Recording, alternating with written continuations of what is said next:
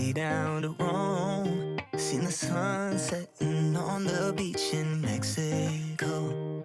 But I could care less, 'cause I was all alone. And there ain't no way to touch your body over the phone. I've been all around the world, done all there is to do. But you'll always be the home I wanna come home to. You're a wild night with a hell of a view. There ain't no place like you. There ain't no place like you. You're my daybreak, you're my California sun. You're my Memphis, New York, New Orleans, all rolled into one. In the city, the country, the mountains or the sea, wherever you are, baby, that's where I wanna be. I've been all around the world, done all there is to do, but you'll always be the home I wanna come home to. You're a wild eye with a hell of a view. There ain't no place like you. There ain't no place like you. There ain't no place.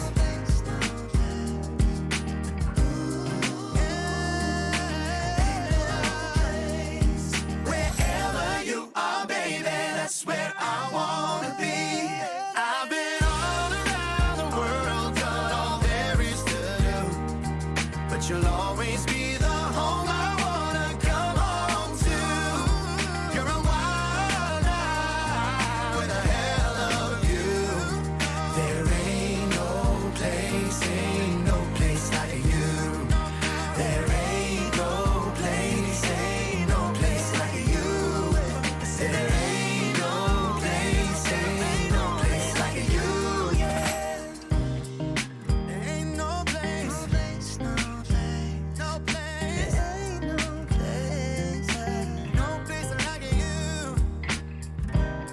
No place, no place, no place, no place. There ain't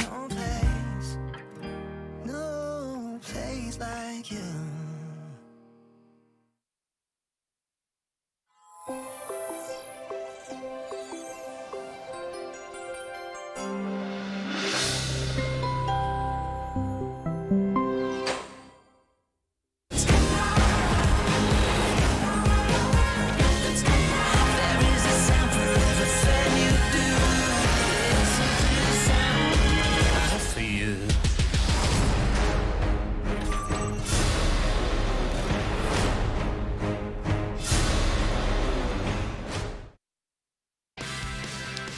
All right, we're back here at ASL Day 2. We're going to get this Welcome interview everyone translated. Take it away, John. ASL Season 7. This is John, the translator. I'll be translating the pre-match interview as just like last time. That's right, John. So we have 4 players from Group B: Snow, Tinkle, Action, and Organ. 네, 안녕하세요. 자, 먼저 마이크를 좀 잡아주시고요, 장윤철 선수. Okay, we'll begin with Snow. 16강 시드로 굉장히 여유롭게 So last time you were seeded into round of 16. 24강 경기 앞두고 계십니다. Very relaxed season. But today you're here for round of 24. How does it feel? 너무 기분 좋고요. 제가 I feel really good. 떨어졌었어요. 이번에 대회를 다 떨어져가지고 And 거의 한 반년 만에 올라온 것 같은 느낌인데. It's been a long time since I made it 높이에 올라가고 싶네요. to a season. 대회 I 자체를 kept 정말 dropping. 오랜만에 오게 되셔서 기분이 굉장히 설레시는 것 같은데요. 또 오늘 처음으로 팬 여러분께 인사를 드리는 선수가 있습니다. 전주 예선을 뚫고 Now there's a player 올라오신 who's making his 현지석 first 선수네요. debut. 안녕하세요. 안녕하세요. 자, 이렇게 경기장에서 경기를 치르게 되셨습니다. 경기 앞두고 있는 기분은 어떠신가요? So this is Tinkle. How does it feel to be on your first day? I thought I wouldn't be nervous, but I'm feeling very nervous now. 좀 어떤 방법이 있을까요? 본인만의?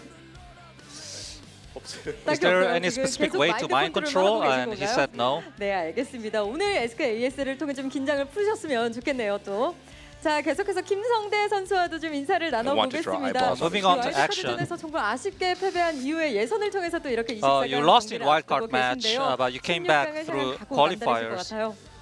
우선은 저번에 와일드 카드전 때 너무 아쉽게 떨어져가지고 좀 힘든 길을 So I was really upset 선택했는데 in wildcard, 오늘은 and 무조건 it's been 이겨가지고 tough. 좀, 16강 But hopefully today I win and 대진은 make 어떻게 it to 좀 round 마음에 of 16. 드시나요, 김성대 선수? Are you satisfied with the matchup? 선수들을 떠나서 종족 밸런스가 뭐 I don't know about the 테란이 players, 마음에 들진 않는데 자신은 but 있어요. race-wise, I think there are too many Terrans. Nevertheless, I'm feeling very confident. 답을 해주셨습니다. 자, 그리고 마지막으로 인사를 나눌 선수죠.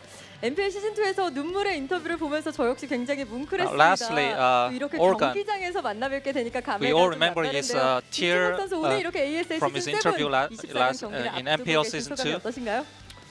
일단 제가 한 3년 만에 진출한 것 같아요. It's been 3 years since I made it through. 네.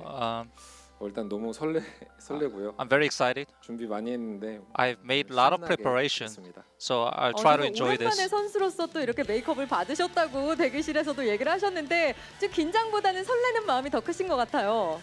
긴장 반 설렘 반인데 지금 You 기분 seem more excited than nervous. 대진은 어떻게 It's 마음에 half 드시고요? half. but But, I'm feeling very good.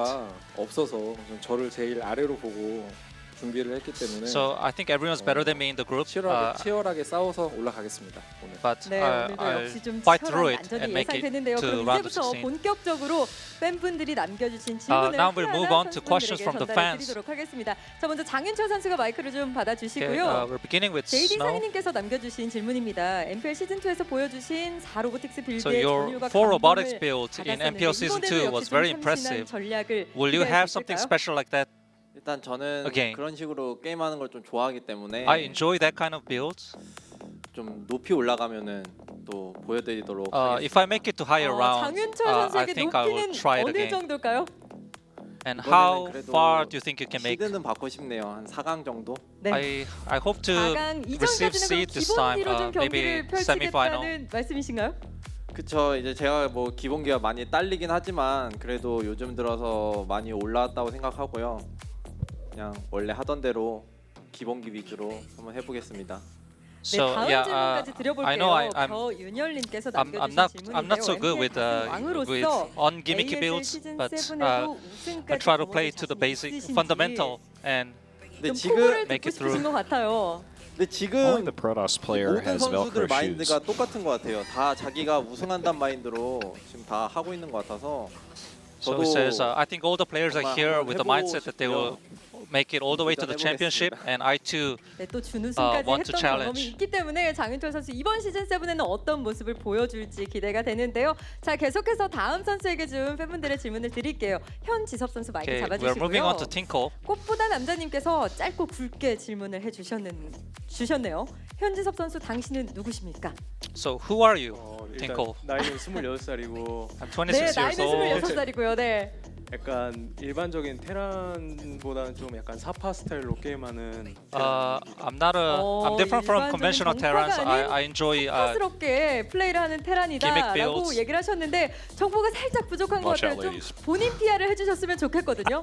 나 이것까지 해봤던 선수다. Piano's shoes are so big that if he was hit by a bus, he would still technically be standing up. 말할게요. 제가 정보를 찾아보니까 자랑하실 만한 거 So, 있으시던데요. can you tell us 레더에서 something 1등까지 impressive about 또 yourself? 하셨다고, You said 얼마 nothing special. 얼마 전까지 레더 1등이었었는데 지금 I was 7등으로 number 1 in 내려와 ladder, 있어가지고 but right now I'm number 7. 아무래도 좀 숨은 실력자가 아닐까 하는 생각이 드는데요. 다음 팬분들의 질문도 전해드릴게요. 호덕선 존버님께서 남겨주셨습니다. Next question. 많은 스타팬 여러분께서 아마추어의 반란을 Now, many 기대하고 StarCraft 계십니다. fans are looking for an 이번 시즌의 upset. 개인적인 목표가 어떻게 되는지 What is your goal this 프로 season? 선수들과의 경기가 And 두렵지는 are you not 않은지도 afraid to play against 물어봐 pro 주셨어요. players? 일단 목표는 지금까지 시즌 1부터 7까지 아마추어 선수들이 1승한 선수가 한 명도 Now, 없거든요. no 그래서 일단 amateur 목표는 player has 1승으로 made a win 잡고 since season 레더에서는 게임 1, 자체를 워낙 so 많이 that's my 해봤기 goal. 때문에 딱히 두렵진 않아요. And I faced pro players a lot on ladder, so I'm not afraid. 여기서 궁금한 걸 또 하나 여쭤보고 싶은데 오늘 조에서 아무래도 좀 1승을 할 수 있을 것 같은 선수가 또 어떤 선수인지도 Now, 궁금해요. against whom do you think will win 일단 today? 저그전을 많이 준비했기 때문에 I prepared a 네. lot on against Zerg. 김성대 선수 그럼 마이크를 좀 받아주시죠. I can beat action. 아무래도 현지섭 선수에 대한 정보가 많지 않으실 것 같은데 네. 저그전 정말 많이 준비해 왔대요. Okay, so action. 어떨 것 같으신가요? I guess you don't know much about Tinko. 근데 딱히 How do you think the match 대회에서 will fare? 아마추어 분한테 뭐 무서웠던 적이 없어가지고 I've never been intimidated by the 네. amateurs on events, 두 분 so 사이에 it should 또 be easy. 중요한 신경전이 오고 가는 것 같은데요. 김성대 선수에게 또 팬분들의 질문을 전해드릴게요. 말끔님께서 남겨주셨습니다. Okay, fan 지난 시즌 question 몰래 처리 몰래 커널 to 정말 action. 재밌는 전략 많이 보여주셨는데요.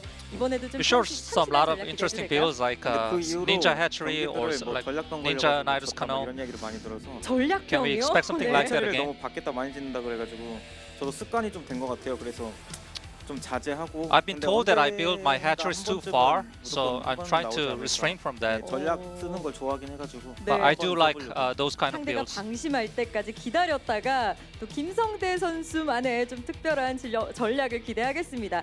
다음은 밀감 장수님의 질문인데요. 대회에서 긴장을 하시는지 온라인에서 실력이 제대로 발휘되지 So 못하는 you 것 seem very nervous 같은데 during 이번 offline 시즌 events. 어떤 You don't 각오로 play as 임하고 well as you do on 계시는지, online. 그런 좀 긴장감을 극복하기 위한 본인만의 비법이 있는지도 How do you overcome 물어봐 that? 근데 개인적으로 멘탈 문제가 제일 크다고도 생각하는데. Personally, I admit that 안정스러운 실력이 mentality is 스스로 my 아니어가지고 weakness. 결국 스스로 자신감이 없는 것 같은데. I'm not too confident about my 부족함을 skills. 느껴서, 네, 열심히 해가지고 하면은 뭐 대회 때 긴장하거나 이러진 않거든요. 그래서 잘할 수 있을 것 같습니다. But I don't feel that nervous 이번 during 시즌 좀 특히 events, so 자신감을 it should be okay. 내비쳐주고 계신 것 같은데요. 답변 감사합니다. 자 마지막으로 임진묵 선수에게 질문을 좀 Lastly, 드려보겠습니다. Organ. 이웃집 호랑이님께서 지난 일요일 이윤열 선수의 활약을 보고 또 같은 아재 선수로서 You must have seen 부담스럽거나 Nada 또 play 오히려 좀 last 용기가 되진 않았는지도 on 듣고 last 싶네요. match. Did that encourage you 경기 seeing 보면서 another older player 부담 playing in 이런 the 건 league? 전혀 없었고요. 그냥 보는 내내 응원을 엄청 많이 했어요. So I did support him a 준비 lot, 진짜 잘하셨는데 뭐 아쉽게 and he seemed to have 탈락하셔가지고 prepared well. 보여주셨잖아요. It's sad that he 그 lost, 오늘 but he still 보여주러 왔습니다. showed his 아마 skills. 이윤열 선수도 and I too want to do 임진묵 that 선수를 today. 같은 마음으로 좀 오늘 응원하고 있지 않을까 하는 생각이 드는데요. 다음은 톡신님의 질문입니다. MPL 시즌 2에서 이재동 선수를 잡고 눈물을 흘린 이후 우승하기 전까지는 after- 이제 다시는 눈물을 흘리지 after MPL 않겠다라고 season 얘기를 2, 하셨는데요. 이번 ASL에서 When you cried after beating Jae-dong, 흘리게 될까요? you said that you will never cry again until you 흘리고 become 싶다고 a 나오는 게 champion. 아니라 그렇죠. When will we be able to see you cry this time? 좀 쌓이고 좀 복받쳐야 자연스럽게 So 나오. it's not like I cry 그렇죠. because I want to. 동시에. It just 그렇기 때문에 뭐 tears come naturally. 올라갈 수 있는 데까지는 I'll try to go as far as I 네, can. 임진묵 선수의 눈물의 인터뷰를 볼 수 있을 만한 멋진 경기가 나오기를 오늘 기대하겠습니다. 오늘 네 선수 인터뷰 So 감사드리고요. that's it for 멋진 today's 경기 interview. 기대하겠습니다. 고맙습니다. Look forward to the matches, please. Thank you, John. You're just you're the best, man. You are the translator guy, John. Thank you so much. Guys, it's good to be back. We're here in day 2. By the way, if you missed day 1 of the ASL, well, you better go back and watch that after we're done with this, because we had some insanely cool games, especially, I'd say you want to see that Nada versus Larva game. All the Nada games were really fantastic. They were all great. It's filling up down here. We've got people from Korea, people from outside of the country. It's good to be back to casting, Artosis. Indeed it is. Long period of time off. Yeah, and this season of ASL is a great thing to start back up on. The GSL qualifiers were already announced, in case you were wondering. Yeah, I mean, I'm excited. It's an interesting map pool. We have a really great lineup of players. I know that we're missing some of the top guys due to some injuries, and Shuttle went to the Army and things like this, but that's okay because we have, like, it kind of opens the tournament up more in some ways, because like if Flash is here, you're like, well, most of the story of this tournament right now is about is anyone going to beat Flash? Can anybody take him on? Yeah. It's also, and everything else is just a sideshow. It's like everyone is like you know, the 400-pound circus freak or something, or the guy that like hammers nails into his nose. But then you see Flash come out, right? Yeah. And that's the lions jumping through hoops. That's the main part of the show. Yeah, whatever it is. Everything else is bearded ladies like me. Exactly. And yeah, exactly. So in a way, even though I too would like to see Flash, it kind of makes it more interesting because each match feels like it matters a bit more. Yeah. Also, in a lot of these tournaments, you get used to seeing the same number of players, and you end up thinking, okay, these are all the good players that are playing and that are active, and it's not the case at all. There are plenty of people just 1 or 2 notches away from that level of skill. Yeah. And have someone like Tinkle, for instance, come here today. I didn't realize he had been ranked 1 on the ladder for a little bit. I'm very curious to see how he's going to perform. Yeah, it's very exciting. He is one of these completely new players here for the pro scene. He's not the only one that made it in the tournament, as you can see looking at these names. A bunch of first-timers for ASL, but specifically we have 2 absolute amateurs that have never been in a big tournament before, him and Zelot, which we will see on Sunday. But, yeah, we've got plenty more games to bring you guys here. We're going to be on every Sunday night and every Tuesday night at 2 p.m. unless there's some kind of crazy schedule change. If that happens, we'll be sure to let you guys know as soon as possible. But please feel free to join us, whether it's live or if you're living in a different time zone or this isn't a convenient time for you. Check out the VODs on YouTube. So, these are the tiers of the players, which makes complete sense. I'm super excited just to see how Tinkle will end up playing tonight. I'm very curious. Yeah. And, you know, obviously he's done very well on the ladder, but normally when amateurs play StarCraft 1, and actually StarCraft 2 is pretty much like this as well. If you're new in it, like your first GSL, your first ASL, your first KSL, whatever the hell it is, right? You shouldn't expect really to even win a map. You should hope that you can play to the best of your abilities, because if you don't look like an idiot during your match, it is almost good as an amateur, because it's so hard to come in and play against these guys. The wealth of experience that some of these veterans have is so huge. I mean, that is such a disparity. Even let's take Snow, for instance. This guy has so much experience playing on stage, playing against the very best in the world. You got to kind of root for Tinkle here, but it's going to be tough. I mean, you get in that booth, the game starts up, and sometimes the nerves kick in. You don't think straight. So I'm hoping we have a close game, but Snow is not only an incredibly good Protoss, but he's very tricky. And he's also great at this matchup specifically. He knows how to get in there right away and get to the Achilles heel of the Terran and cripple them early on. Yeah, he's one of the most abusive Protosses on Earth, and I say that in a good way. Like the way that he plays is utterly frustrating to play against. And if you, like, this map that we're going to be seeing him play on, Blockchain, is made specifically for his style. This guy is the best Reaver user in the world against Terran. Probably just straight up the best Reaver user in the world. Yeah, I think so. And he generally likes to go to carriers after that. And that is like, that's what Blockchain is. This map is made for Reaver into carrier. And we've also seen this trend where people go right into Reaver and they don't get any other tech before they get the carriers up. You know, they are barreling towards this, and the older school of thought was that that's impossible and it's too easy for the Terran to punish. But players like Snow have shown us just how good he can be with a Reaver, how much he can threaten the Terran, pinning them back at home, or if the Terran pushes out, using the Reaver as an offensive unit, picking fights on the map. And I don't know what to expect here from Tinkle. There's also the chance that because this map is, I think many would agree with this, kind of undesirable to be Terran against Protoss, you know, considering the other maps that we have. Maybe Tinkle opens up with something kind of crazy, kind of risky, Could be. very different. I mean, look, he only has to beat Snow 1 or 2 times. Yeah, right? I mean, all these games are best of 1. This is not like GSL Codes where you have a best of 3 to decide if you go up and down. So all you have to do is win or steal a win or trick your opponent once. In a best of 3, best of 5, and even more so in a best of 7, there's so much more time to get a read on your opponent, what his play style is, where his weaknesses may be. But a lot of times when you're going into a matchup like this, you're coming a little bit blind. Yeah, and you know, for Tinkle, you say maybe he can use some sort of special strategy here. The thing I'm afraid about is that because Snow is such a good Reaver player, that kind of shores up all your defenses. Like, you can't do anything like Bio. He's very robo-heavy, so it's like, I'm trying to think of what you could end up doing here to take him out. And I feel like this match, just like the experience level, the map that we're on, the matchup that we're having, it's so Snow favorite. All right, game 1's ready. This is Snow versus Tinkle. Let's go.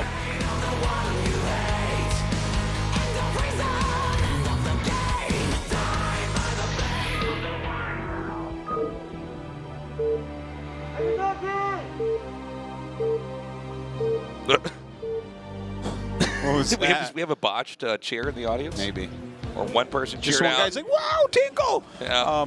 I was like, I'm very embarrassed I did that. Nobody went along with me. So the top right is Snow, the bottom left is Tinkle. Listen, Tastes, I feel like we're gonna have a lot being of fun with these. disingenuous right now because we haven't talked about this ID. Yeah, we just got to get this out of the way right now. Well, this is going to be the best cast if you're a fourth grader watching this, because with these two IDs, we can have a lot of fun.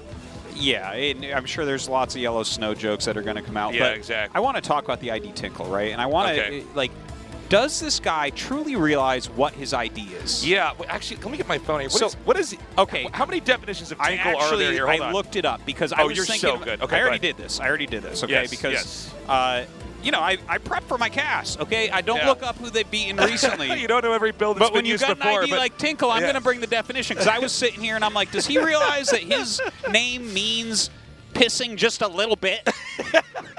Does he actually get that? Like, did he name himself that? And if he knows that, isn't that badass? You're number one on the ladder and you name yourself pissing just a little bit? Yeah. But then I looked it up, and that's not actually what it means. That's what we use it as. Okay, yeah. But the actual thing, what it actually means, it's a verb. First off, Taste is a verb. All right. I thought it was a noun somehow. I was really caught off guard by that. Well, it's a noun in this case because it's his name. Okay. So he nounerized that I wasn't verb. too wrong. Okay. But it is make or cause to make a light, clear, ringing sound. And the sentence that they give me. I didn't know exactly what it means.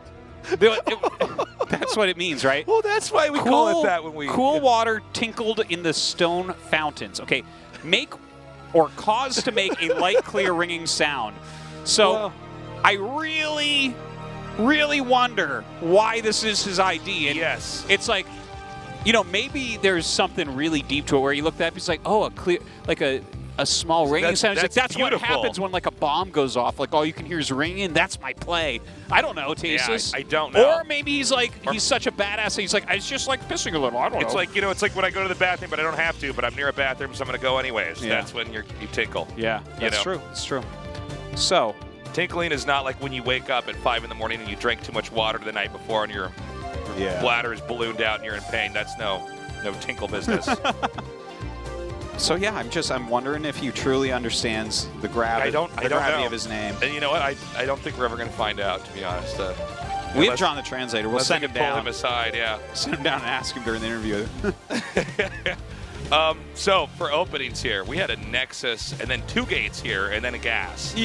Yeah, pretty standard from Snow, taking that hidden expanse or that sideways expand. Okay, yeah, it's very important to note that expand is not something you can get access to easily. I think if you were to just glance at this map, you'd say, oh, it's like, this is natural, but no. And that stops all the Marine Vultra SCV rushes that can occur. Now, Tinkle's going 1 base, so he is definitely bringing something a bit different. Now, I think it's factory starport is what he's going to be going for. Okay. And I think that's actually a really good idea. A vulture drop here. Yeah, it like could be something like that. You know, one thing is, especially when you open up with this kind of quick Nexus play, you're going to be short on Dragoons. Mm-hmm. You're going to have technically enough if they were all positioned just perfectly, but of course you don't know where they're going to come in. And oh, I'm sorry, did he get a second factory instead? He did not get a second, another starport. He got... he's going 2 factories. So this basically tells us that he wants to come in here and break the Protoss's nose right away. Well, I feel like he's going to get tinkled upon because, first off, 2-fact, the one thing you actually don't want to hit is Nexus first. Yes. That is the worst thing you can hit as a 2-fact player. You have to get lucky. Let me just expand on that for a second, because a lot of people would say, no, that sounds like it's exactly what you would want to get.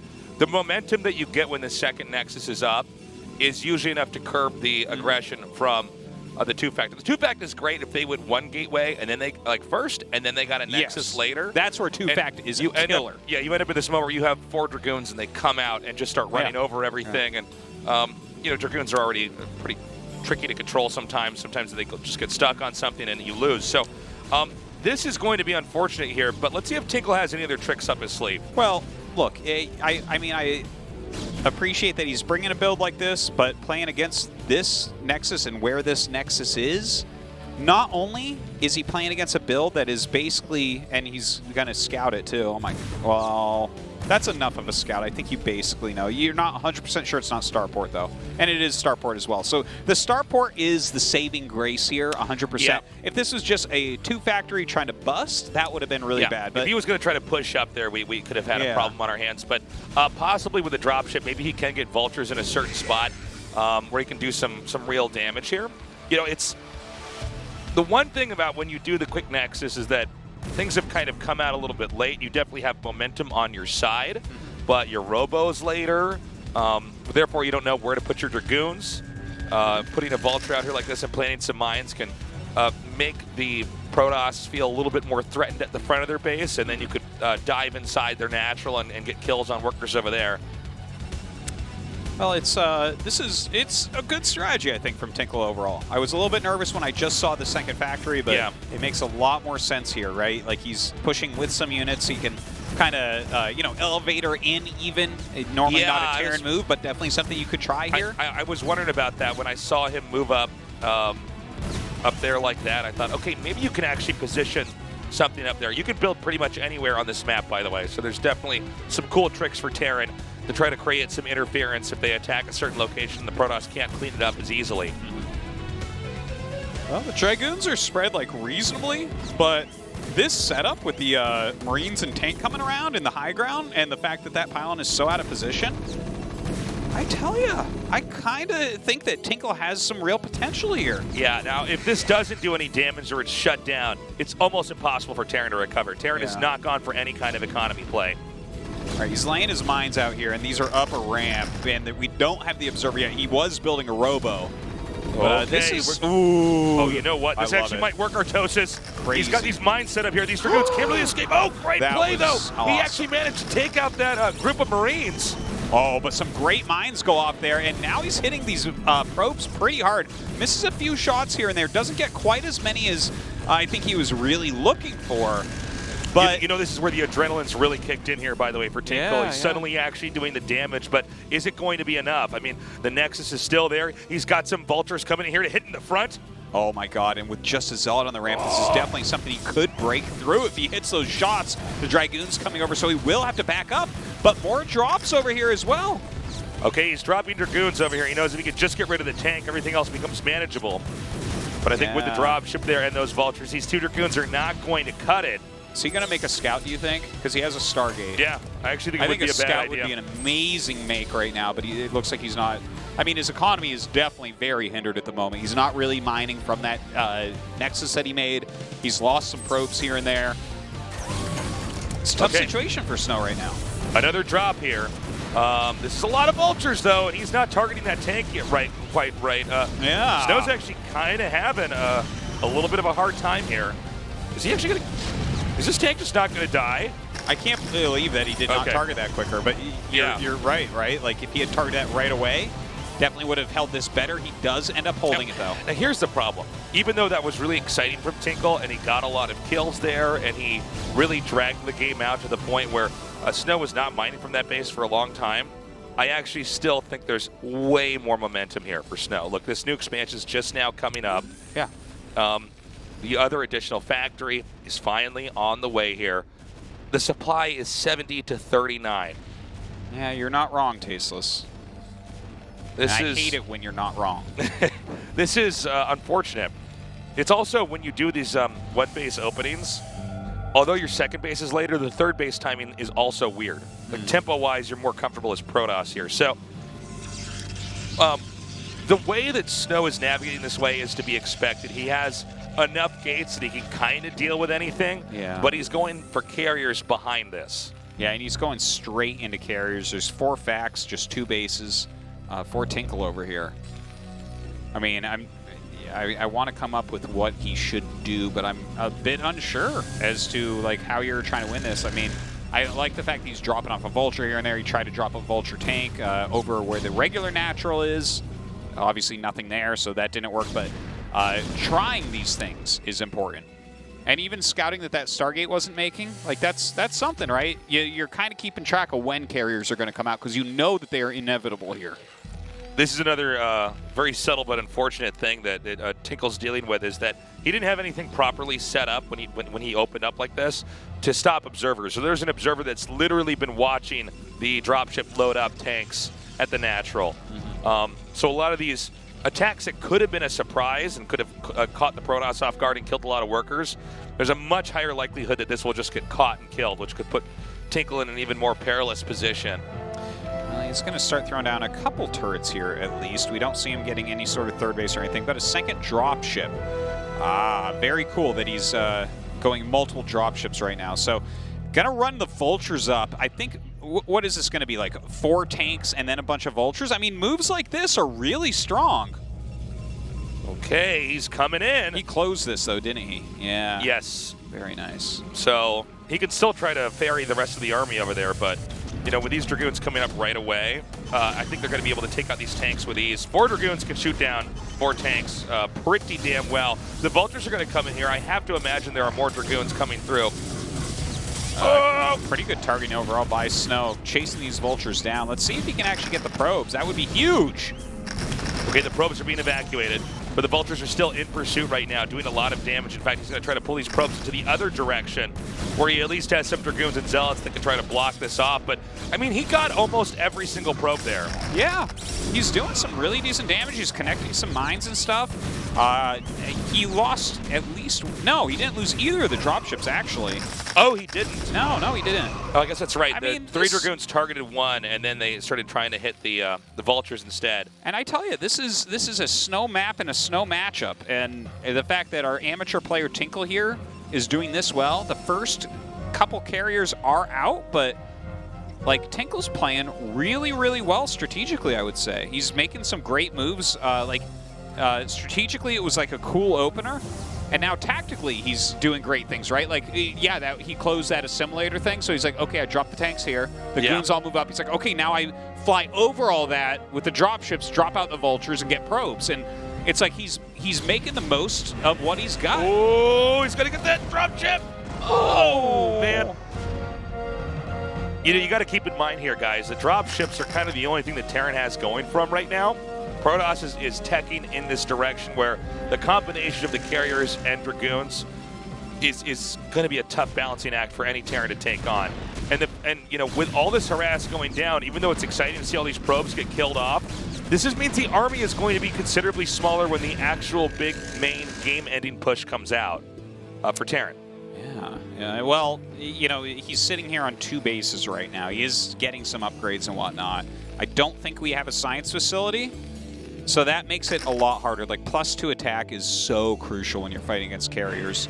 Otherwise, you're just never going to kill the interceptors. So I'm looking at this, and while Tinkle's done a lot of great things, this is still a hard game for him to take, I would say. Yeah, and also his tank count's quite low because of some of these drops. Yeah. He's used so much gas on dropships and stuff, too. The way that Snow is teched up, we've seen different ways to use carriers, and, like, do you want to keep making them when you stop?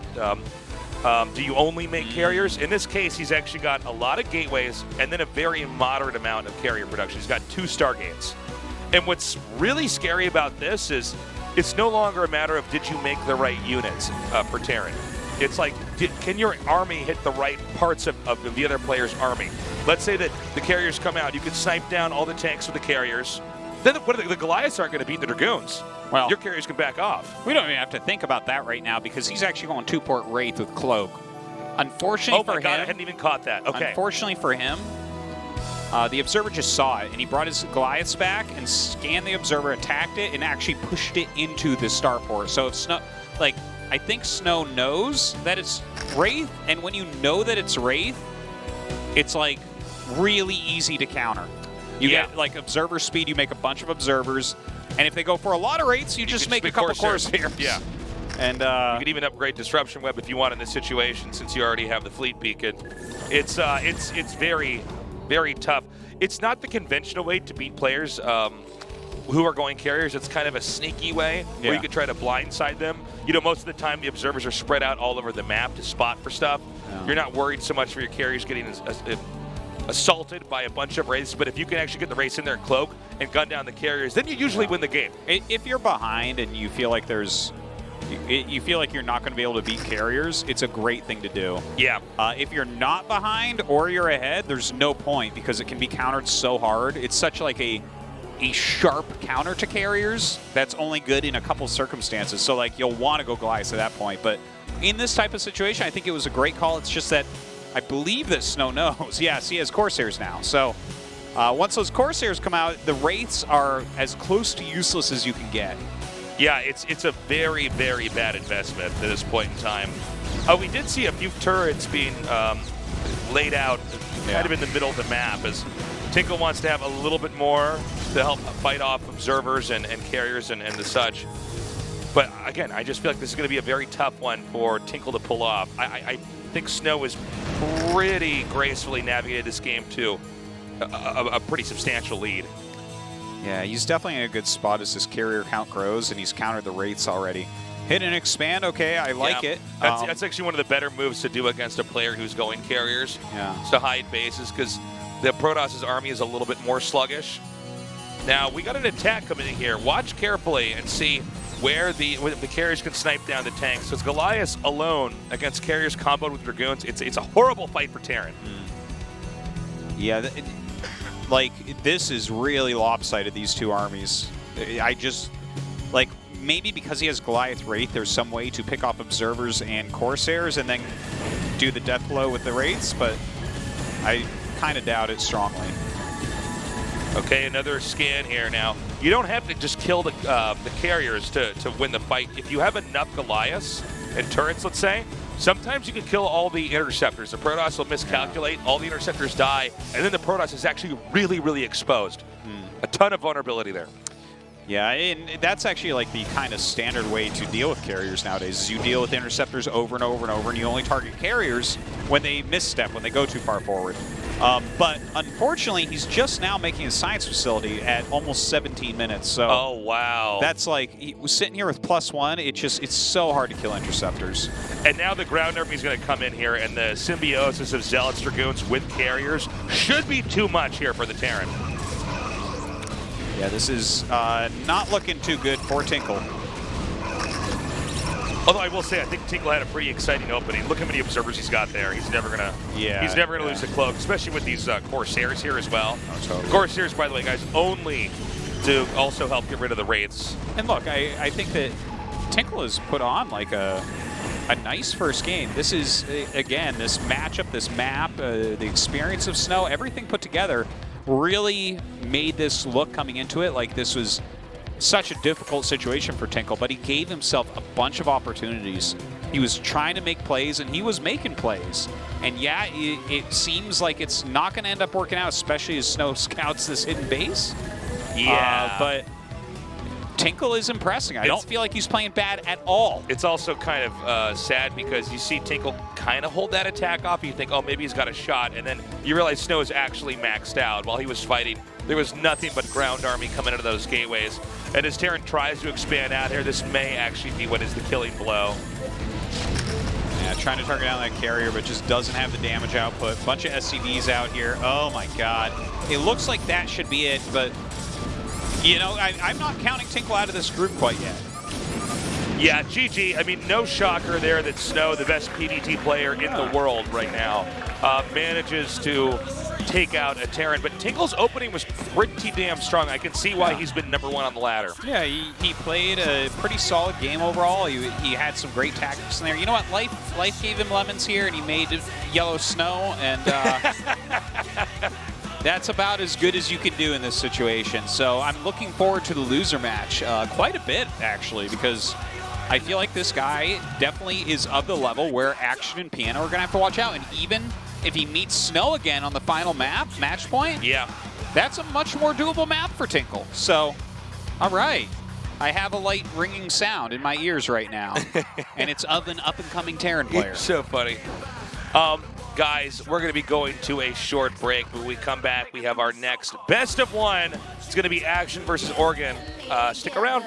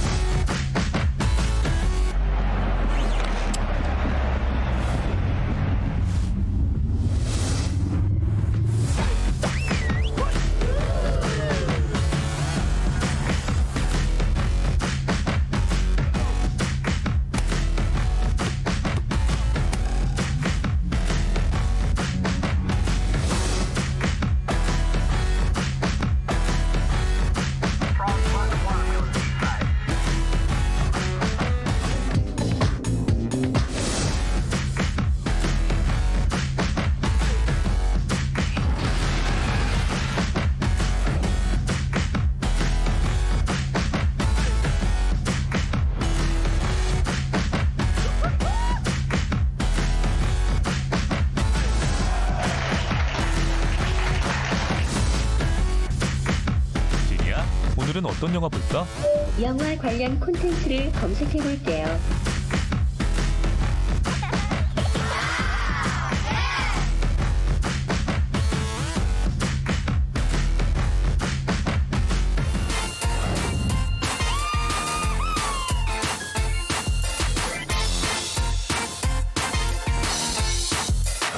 Always on AfreecaTV.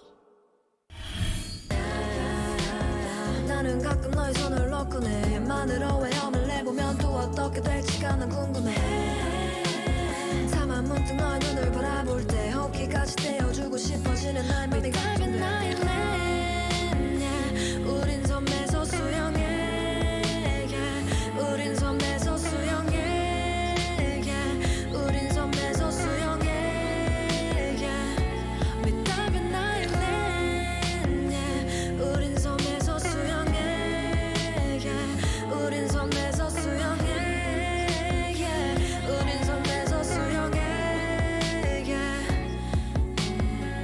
우린 실체가 없을지 모를 섬을 위해 나침반도 시도도 없이 계속해 넌 어떻게 날 위해 느리게 오매 난 너의 침과 같이 떼어들어 내리지만 넌 나를 데려가네 손잡고 파도 타는 미친 짓을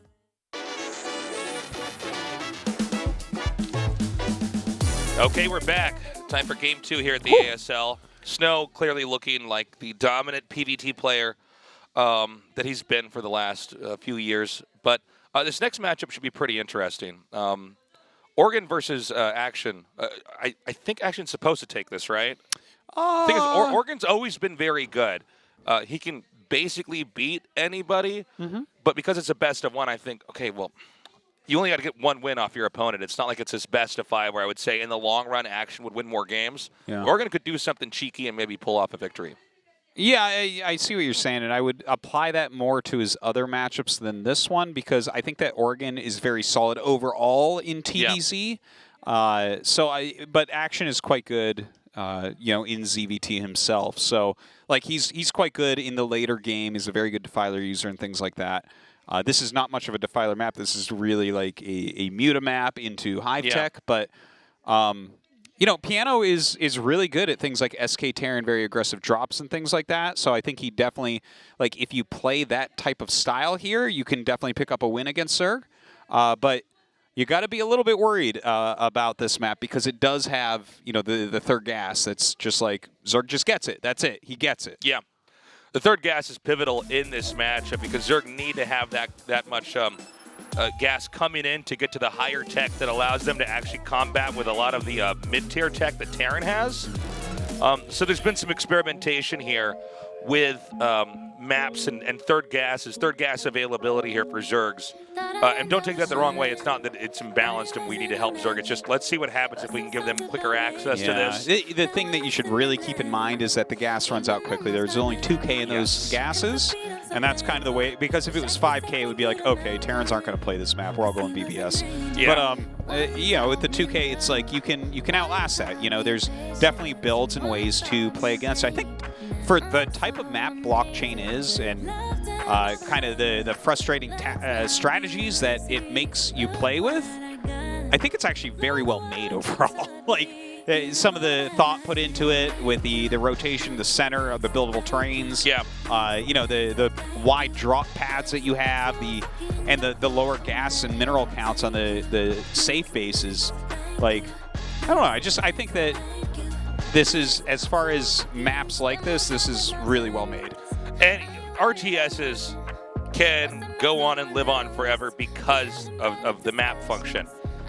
We can get used to a certain matchup on a certain map, and if we change just a few things on the map slightly, like reverse high ground and low ground, or try to block off a location somewhere, suddenly we have a whole new game, a whole new meta that people have to tap out. Yeah. Well, I think that very likely Piano will just go for a basic type of like SK Terran. We'll see like probably faster into the vessels. You don't want to do something like a 5 racks on this map. It doesn't make sense.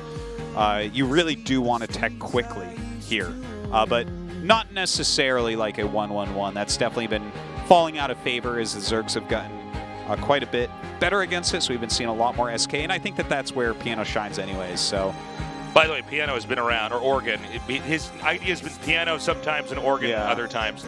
This guy's been around forever. A really long time. I've actually been manhandled by this guy in several different areas of StarCraft. He's always been a talented player. He's always been regarded as one of the best people to practice with. When he first busted on the scene, the first game I ever saw him, I got a hold of a replay. Yeah. A friend was like, oh my God, there's this new Terran called Piano. Yeah. And it was him playing a bitch in TVT on Luna. It was insane. I forget who he was against. It might have been Nada or something, but it was like, this guy was a serious up-and-comer, and he actually never really made it big, but he was very exciting. You'd always find his games in replay packs, too. They were always out there. All right, anyways, guys, our next game's ready. Let's go.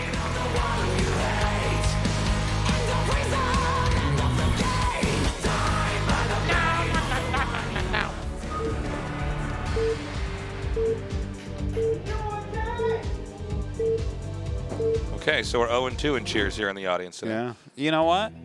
The guy who's yelling, though, he's 2-0. Is it the same guy? I'm going to say it There's just one guy here to support everybody. Yeah. Okay, so we have Terran in the upper right, Zerg in the upper left. Okay. Well, they kind of share that one base in the middle. I don't think that really makes the biggest difference. No, I think think not in these in the positions. other direction. But yeah, I'm excited to see how Oregon wants to play it. I feel like I already know how Action's going to play it. You probably play 3 hatch replay, right?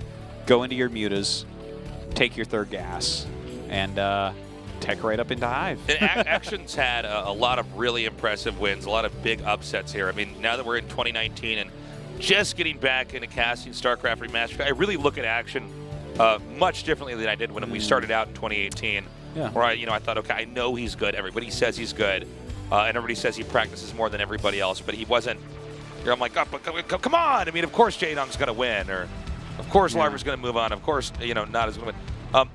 All right, I have Matt from Australia, or from Australia. Hope Matt's watching. Clyde said something. I'm not sure what. We get a lot of non-Koreans down here today. Yeah, I guess so. Thanks for coming down, guys. So it looks like a and I hit a button, and just bars come down on the doors, and I'm like, you can't leave until we finish this season. Bunch of dead nerds in here. I know. Skeletons and stuff. Basis, you have to feed them. Becomes a haunted crypt. Get lots of people coming down here, filling up our studio. So, looks like some pretty standard stuff. This is a good position to wall in. Your Marines can pop out on the inside, and it's a link-tight wall. So obviously, whenever those are the cases, you do it. I am pretty sure that's link-tight. Maybe it's not, actually. I haven't tested it, but I've seen more than one person do this wall here. I think that's link-tight. Yeah, we'll see. What about that little hole, that pothole at the bottom? Pothole, I believe, makes it link-tight. Okay. Yeah, Action Some of the gets doodads in. on this don't make any sense what it does and doesn't block. Well, the drone gets in and sees that there is no gas, so that's important. Yeah. Of course, there is a way to glitch over the eggs in the opposite direction, so I guess he was always going to be able to figure that out. And let's see. Yeah, Action should be going up to take his 3rd base, unless he wants to go 2-hatch like that. It feels like it's kind of a waste to go 2-hatch here. I'm wondering if there's any strategies specifically in TVZ in these positions you want to try to do. If there's like a normal meta TVZ for the other spawns, and then the one that you have to deal with if you're both hugging top or bottom. Well, I think that there's definitely some builds you could try. Like, let's say that you went for a Marine push through there killing eggs. The problem is, if they have any inkling you're doing that and you killed your geysers, your build is terrible suddenly. Exactly. So I don't feel like that's an appropriate way to do it. Now look at this. He's actually got his 3rd hatch in his main base, so it looks like he's going to take a little bit before he does take his 3rd. Which is kind of interesting. Again, you don't have to take it right away. We talk about the free 3rd gas, but even if you take the 3rd hatch right away, there are some things you have to consider. First off, any units you make in there are stuck in there like Zerglings until you kill eggs. So if you want to make a decent amount of Zerglings, that is not a good place to put the hatch. Also, you won't be taking the actual gas itself. Like, you can build some drones there to mine with, but you won't be, your economy is not going to be better until like after mutas, because your build order is like pretty set up to that point. So that's something I think a lot of people probably don't think about in this type of situation, where it's like, no, it's not like at the normal muta time you're going to have 1,200 gas and make 12 mutas. No, that's not how it works. So we have the academy that's tucked in the very, very upper right there of the main base. So far, everything looking pretty ordinary for Oregon. I assume we are just going to see muta tech here. Occasionally, we've seen weird timings where people throw down Hydra Dens, but I don't see any reason to do that, especially because of the nature of this map. Yeah, it's. I think we are just going to see a macro game coming out here. Now, it is a 2 barracks play here from Oregon instead of any sort of quick upgrades or anything, which I think is a totally fine way to go about it. Second gas is just now finished here from Action, pairing up with the completion of the layer. There's lots of the captive panda bears on this map. Oh, yeah. The Ursidons, we don't know if they don't start mating now, they're just going to go extinct. We're going to put 4 of them in there to make it a little kinkier, and nothing's happening, guys. We're just walking around. Yeah. The last of the Ursidons. It's a very odd zoo. You know, when you look at this, too, it's like Zerg could actually get a queen and parasite those, and you'd suddenly have a spotter over those areas. That is true. I think that would be a very wild strategy to try out. Yeah. I would love to see it, though. Well, I believe that's actually one of the reasons why they've even messed around with having all these critters on this map. It's just to maybe encourage ideas like that. Yeah, it could be. I mean, they're there as well. It's like that can catch your eye a little bit when you're glancing at the mini-map. It makes it so that you can't just like land stuff in there real quick, right? Like that could be an interesting thing to do. Like you land your, I don't know, your starport in there so no one can scout it or something. And because they're in there, that would be like not even a worthwhile thing to try. That had not even occurred to me. So we have a pressure build. I don't believe that Terran's going to try to come in here at all. No. That's simply to force sunken colonies up there, so the Zerg ends up spending drones and then you leave. It also just keeps the Zerg honest. Yeah. Like the easiest way to lose to a Zerg on any skill variant is to just leave them alone for too long. Mm-hmm. A lot of Protoss and Terrans, who are the very best in the world, are so good at generating the illusion of a threat. And then occasionally the Zerg will be like, oh, you're not really going to attack me. This is just an illusion. And then the attack actually comes in and kills them. So. Yeah, and by the way, this like pressure that he did, whenever you do 2 racks, I talk about this sometimes when we see 2 racks play against 3 hatch. Like you move out specifically like that, and you generally don't think you're going to get any damage done unless you really did a lot of things to trick them. But it causes the mutas to come out more stifled. Like, for instance, instead of having 900 minerals, 900 gas, you have like 500, 900 or something. It takes a little bit longer. Like, see, this is 6 mutas, not 9. So yeah, it's these little tricks you can do that mathematically allow you to edge out more of a lead. And like, if you went for the 2 racks and you didn't move out, suddenly not only are you not getting quick upgrades, but they have 9 mutas right away. 6 is a lot easier on the first pass to defend against. Note the placement of everything. This is sort of a catch-all as he's driving these mutas away. The Lings are there at the low ground in case there was not enough defending at the entrance. Sometimes you'll see no Marines and medics there, and they can actually run in there and start really getting kills. But it looks like so far so good here for Oregon. Well, pretty good for Action too. He actually just got 2 medics killed. Now this is interesting. Look at where Action has actually put his 3rd base. And look, he scans because he's like, that's where the 3rd might be. And a lot of times that's where you'd see a hatchery put in a ZVP. But most of the time you see them take it inside the mains in a ZVT because you want to try to just get lurkers at your ramp and then Marines can't run up there. But this is risky, but if it's not found, it's brilliant. Yeah, it kind of feels like Action is trying to play this map like it's Fighting Spirit, you know? Yes. And like, I mean, I can't fully explain why you took the natural instead of the main, but we saw the main get scanned, and that's a very common scan as well. Yeah, like that's the first place you assume they took the 3rd base, and then we saw another scan inside the Zerg's main to be like, okay, well, what are you doing? Any kind of crazy tech? And he hasn't really seen anything there. So Terran is still guessing a lot right here. Yeah, and the thing is, he scans in the main, you're looking for hive timing, Hydralisk dens, and evolution chambers, and like he sees all the timings of those. The thing is, Action is playing this completely normally. And yeah, I find that a little bit interesting, because like, obviously you can just kind of take these quicker 3rd bases that will eventually run out of gas, And when you take those, you can do things like skip lurkers, but that's not what Action wants. And I think that that's fair because of his style. Like, Action's a guy that wants to be in a lurker defiler game. He's not really a Muta into Ultra guy. And, you know, that this map is kind of more for that type of style. That's why we saw Larva go for that style. But that doesn't mean you can't play it, you know, the normal way. Yeah. And that's, I mean, this is a perfect example of someone really expressing themselves through StarCraft. So we have these Marines and medics moving out here. You got to be careful when you move out like this. I mean, he's roaming in part because he hasn't confirmed what exactly is going on here. So he's like, okay, did you hide something in one of these other bases? Is there another location I could try to hit over here? And that third base is up and defended right now here for Action. Now, even though it's up, it is a more pushable base than had he tucked it away in the main. Now, a couple things to mention. First off, Action did a very clever tactic. He went through that right-hand side through the bottom and killed the assimilator. So the third base south of Oregon is no longer takeable by land. Yes. So that is actually a really great move to do early on, because that's a base that Oregon absolutely would want to take. But Oregon has 2 tanks, and I believe he's grabbing a vessel. It seems like he wanted to do just a very big siege push. This is like an older style. This is not even the very fast siege push with 2 tanks that we saw popular like 6 months ago. So kind of a weird thing, and he hasn't moved out yet.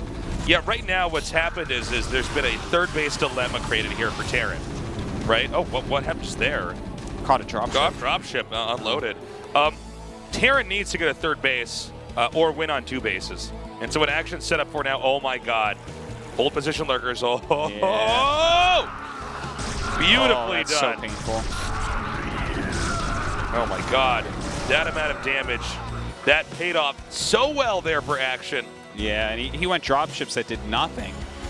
He has a bunch of siege tanks right now, but defilers are out. It's like it's kind of an old style to go siege tanks unless you're doing the very rushy, like break them right before defilers, which is a good build. You know, at times, do it. Tanks don't have much equity against defilers. Once Dark Swarm gets out, unless you're only making tanks, yeah, you're relying entirely on splash, and that's not what we have this time around. No, 3 tanks aren't good against defilers, really. They're not completely useless, but we're seeing this exhibit itself right now. Look at this. Like, what you siege, and then he throws on Dark Storm, you unsiege, and you leave. And it's like, okay, now my tanks are damaged, and I can do this 3 more times. Yeah. And it's like, okay. I mean, you can obviously go mass tanks. It's like a very popular thing. Oh, yeah. It is really hard to move this many Terran units at once. You know, this entire matchup for the Zerg is so heavily hinged on Dark Swarm in most games. Because it's like the most powerful spell in the game, basically. It's pretty good. Yeah. Right up there with Plague. Yeah. He's opening this up, and now like a Dark Swarm push is going to come through. He's like, oh, wait a minute. I guess I should have closed that off. So I'm feeling a little bit bad for Oregon because he's getting very manhandled right now. Like, Action has outdone him in every single way. Oh, it looks like he's so weird. He's going to take the middle? Yeah, I like it. Well, I guess that's weird, a better place to take than anywhere else, given the circumstances that Action presented here. So I guess he's going to try to take the main. Okay.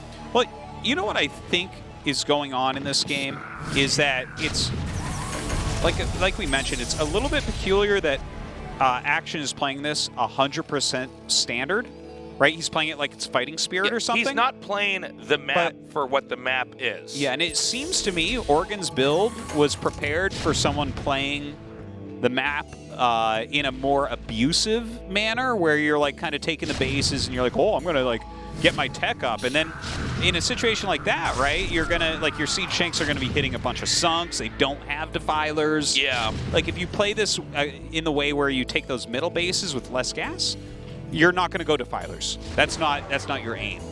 So I think that might be what's going on, because Oregon is good. It just seems like Oregon brought a cookie cutter build on maps that are not being used right now in a time period that we're just not in right now. And I mean, it's very clear just how bad this is getting here. I mean, even this position that Oregon was trying to hold, it's like eventually there's going to be lurkers pushing out here, even if you continue to irradiate all day. Especially with a Zerg now getting a 4th base up, which means a 4th gas up. Yeah, it's pretty scary. Obviously, Oregon is getting additional gases as well. He's trying to utilize dropships. There is a bunch of droppable terrain that you can go to. So, I mean, dropships definitely can be powerful, but we've already seen him lose some dropships. We see very good dropship defense so far.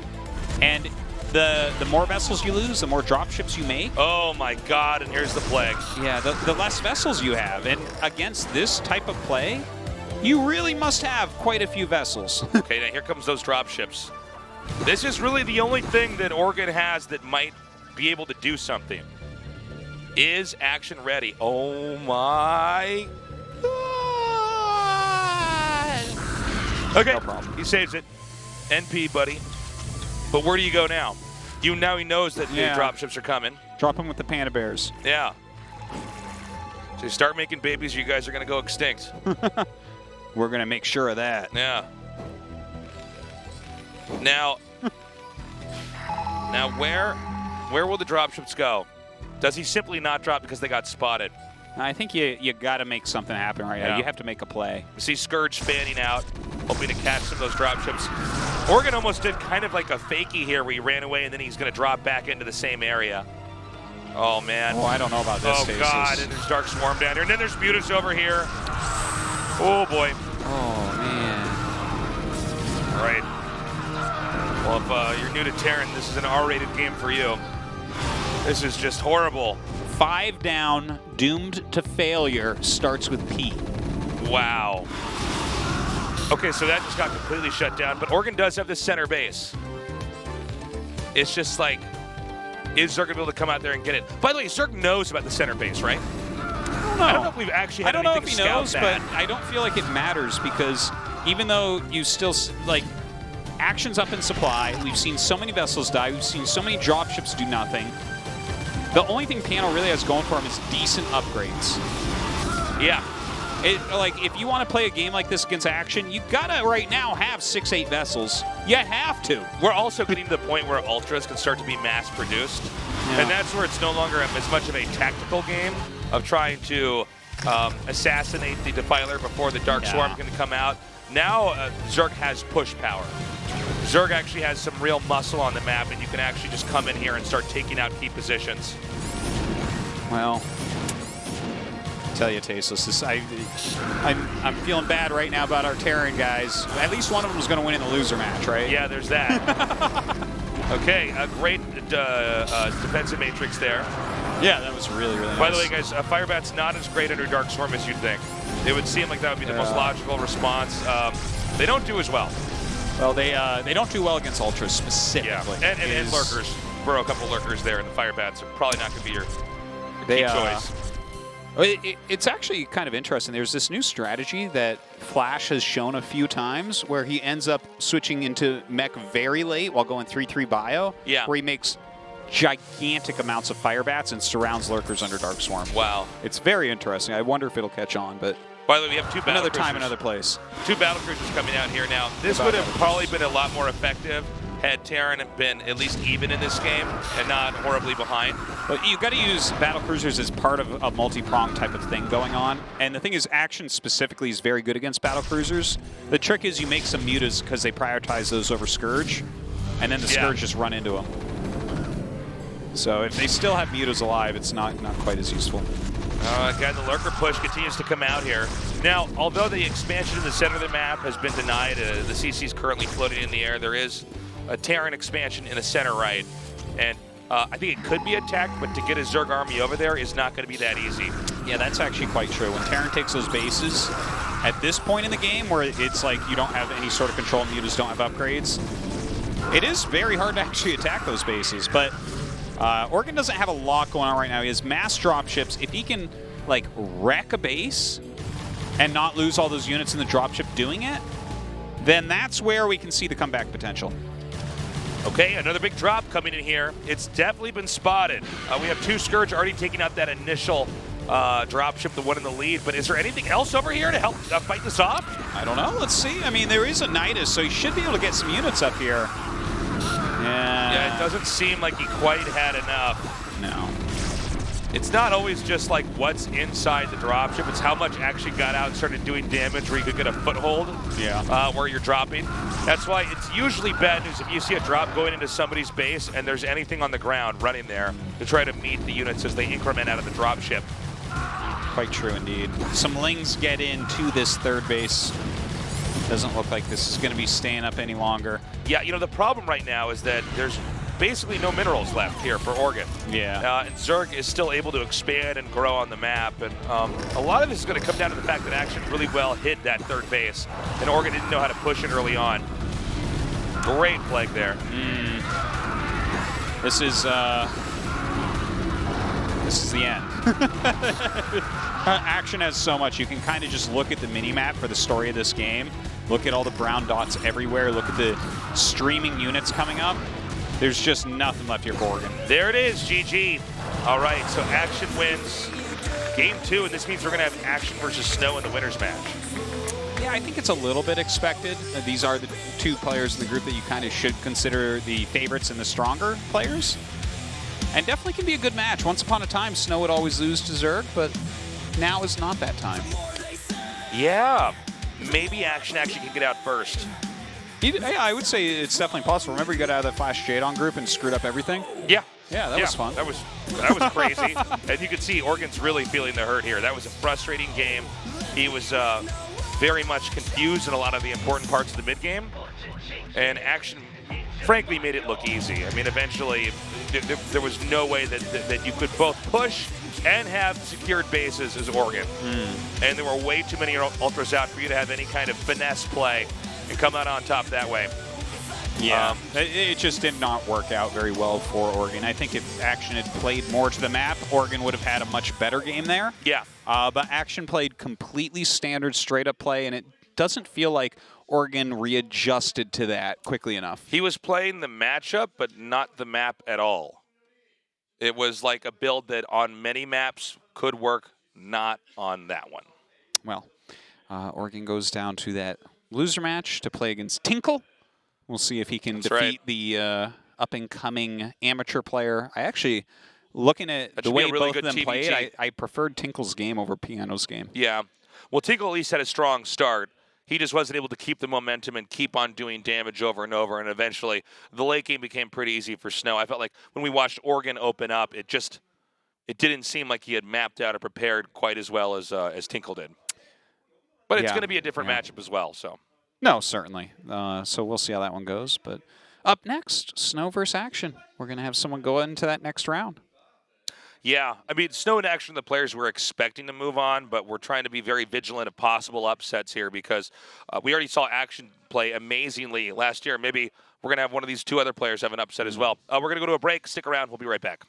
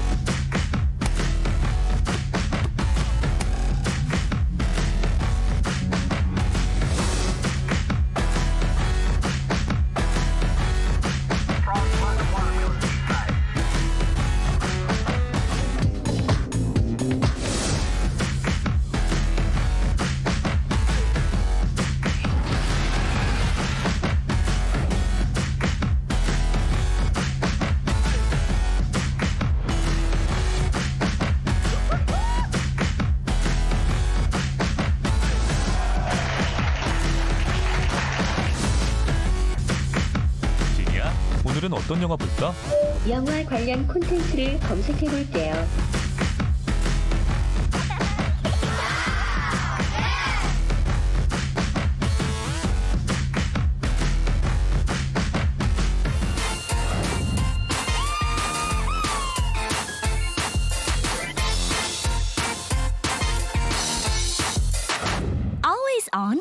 Only TV.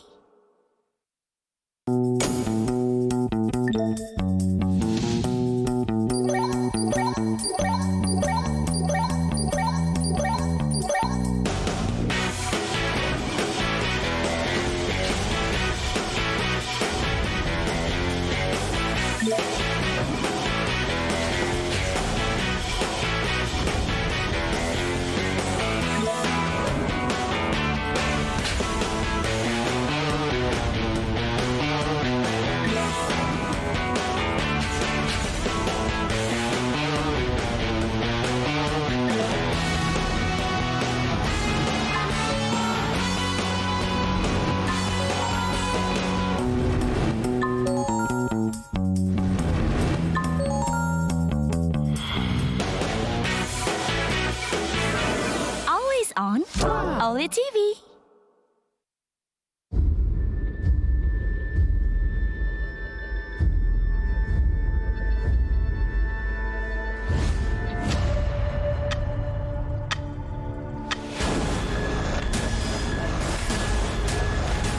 왜? 비밀 없다며? 뭐?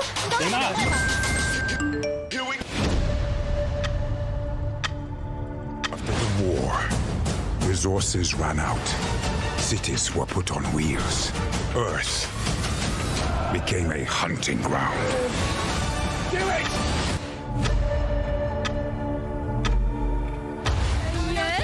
대역 없는 화끈한 액션! 구구 블록버스터 액션 대작! 정말 바쁜데.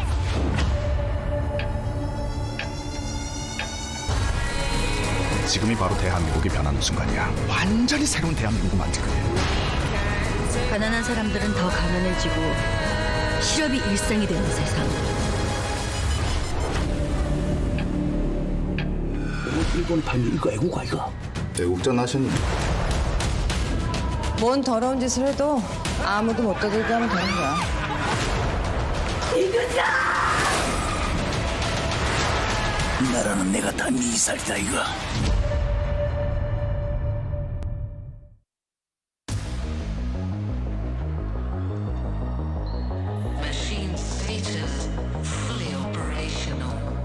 All right, we're back here at the ASL, and it is now time to decide which player is going to survive to the next round.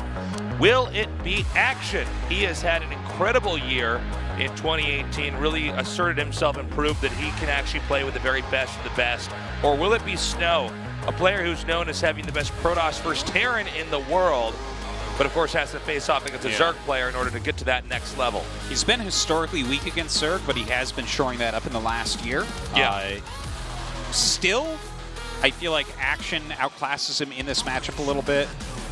Whiteout so far for me feels a little bit better for Zerg in Zerg versus Protoss, but I don't want to. I'm not going to die on that hill. So yeah, I'm wondering what Snow's going to bring, but I'm definitely favoring Action here. Yeah, and there's a lot of ways that Zerg can play this. They can come in there and try to get the kill right away. They can go for late game. All right, we're actually ready. Okay, we're just jumping into this. Let's go. Game 3 of today's ASL.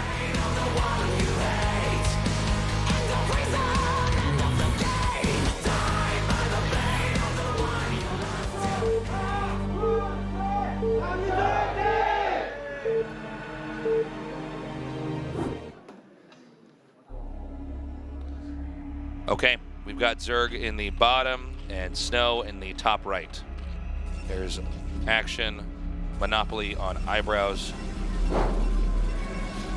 He's got very emotive eyebrows, Artosis. Does he? I'll have to pay attention to that. Unlike Snow, whose eyebrows are hidden by his hair. Yeah, we don't know. We can't even tell what he's thinking because his eyebrows are hidden. 35.7% is greater than 0%. He's not wrong. Yeah.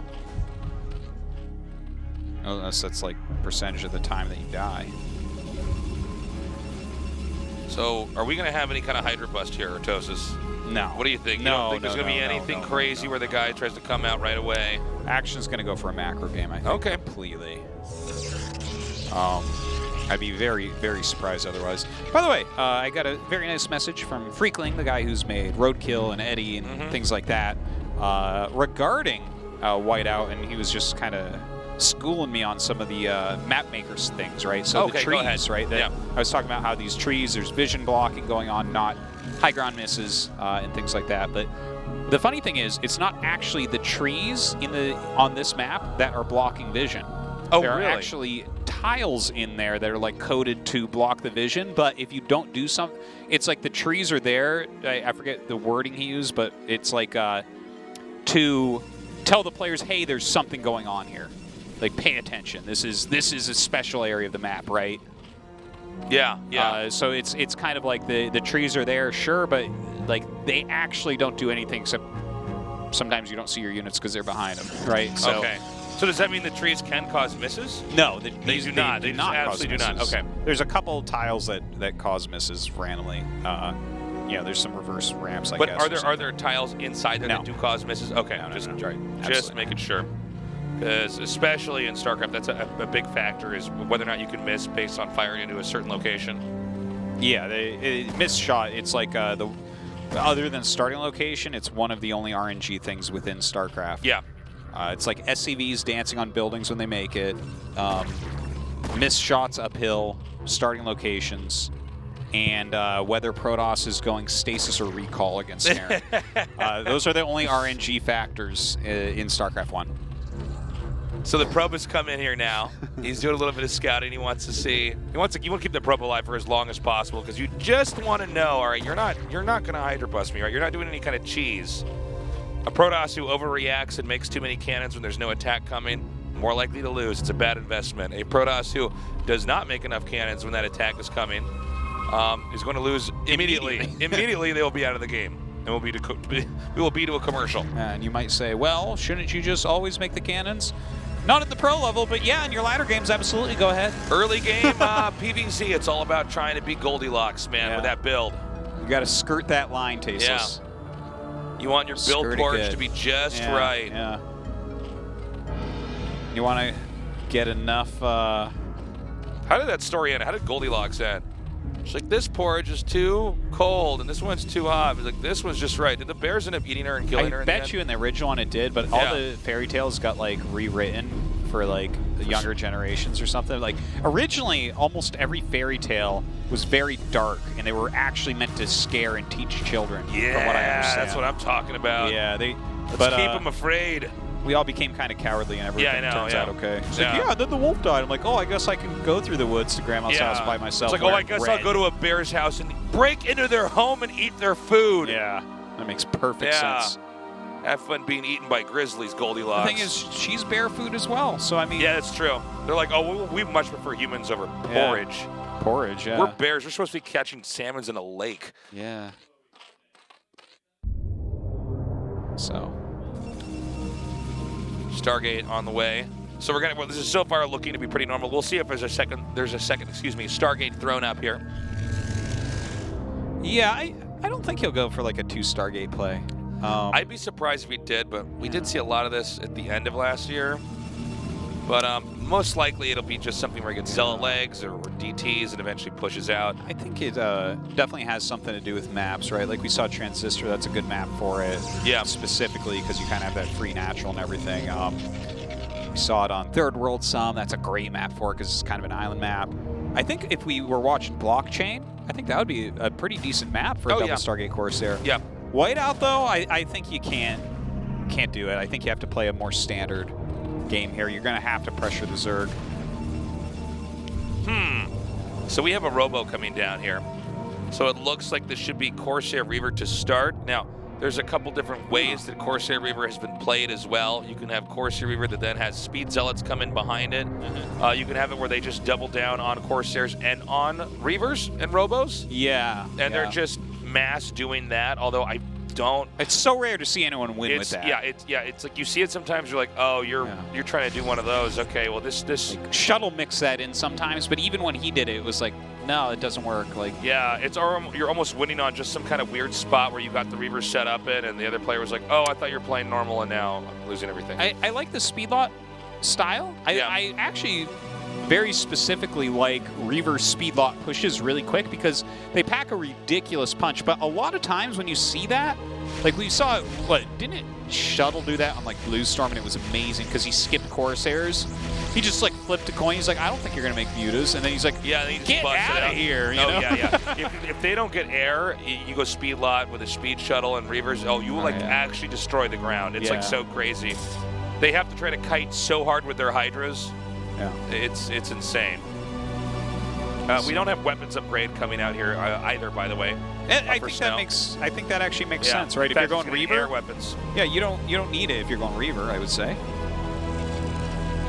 Are you going to 2-hit links? Well, no, they're all going to die to a What I was Scarab. wondering is if we see the weapons, then we know he's going to get the Citadel and get that up, and then have the ground army. So I see. I'm really just waiting to see. Okay, like pick a path. Are you going to go for pure Corsair Reaver, or are you going to try to use this to bully the Zerg and then segue out of it into a healthy mid game?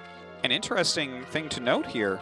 By the way, we see Overlord speed. I don't think that necessarily means drops. I don't think so. I think that you have to get Overlord speed on this map, and things like Observer speed in like a PVT, for instance, because of the trees. Like you can't see anything. But yeah, anyways, I do want to point out, this is kind of an interesting thing to me. He has started an upgrade in the Forge, but there was already an Evolution Chamber up.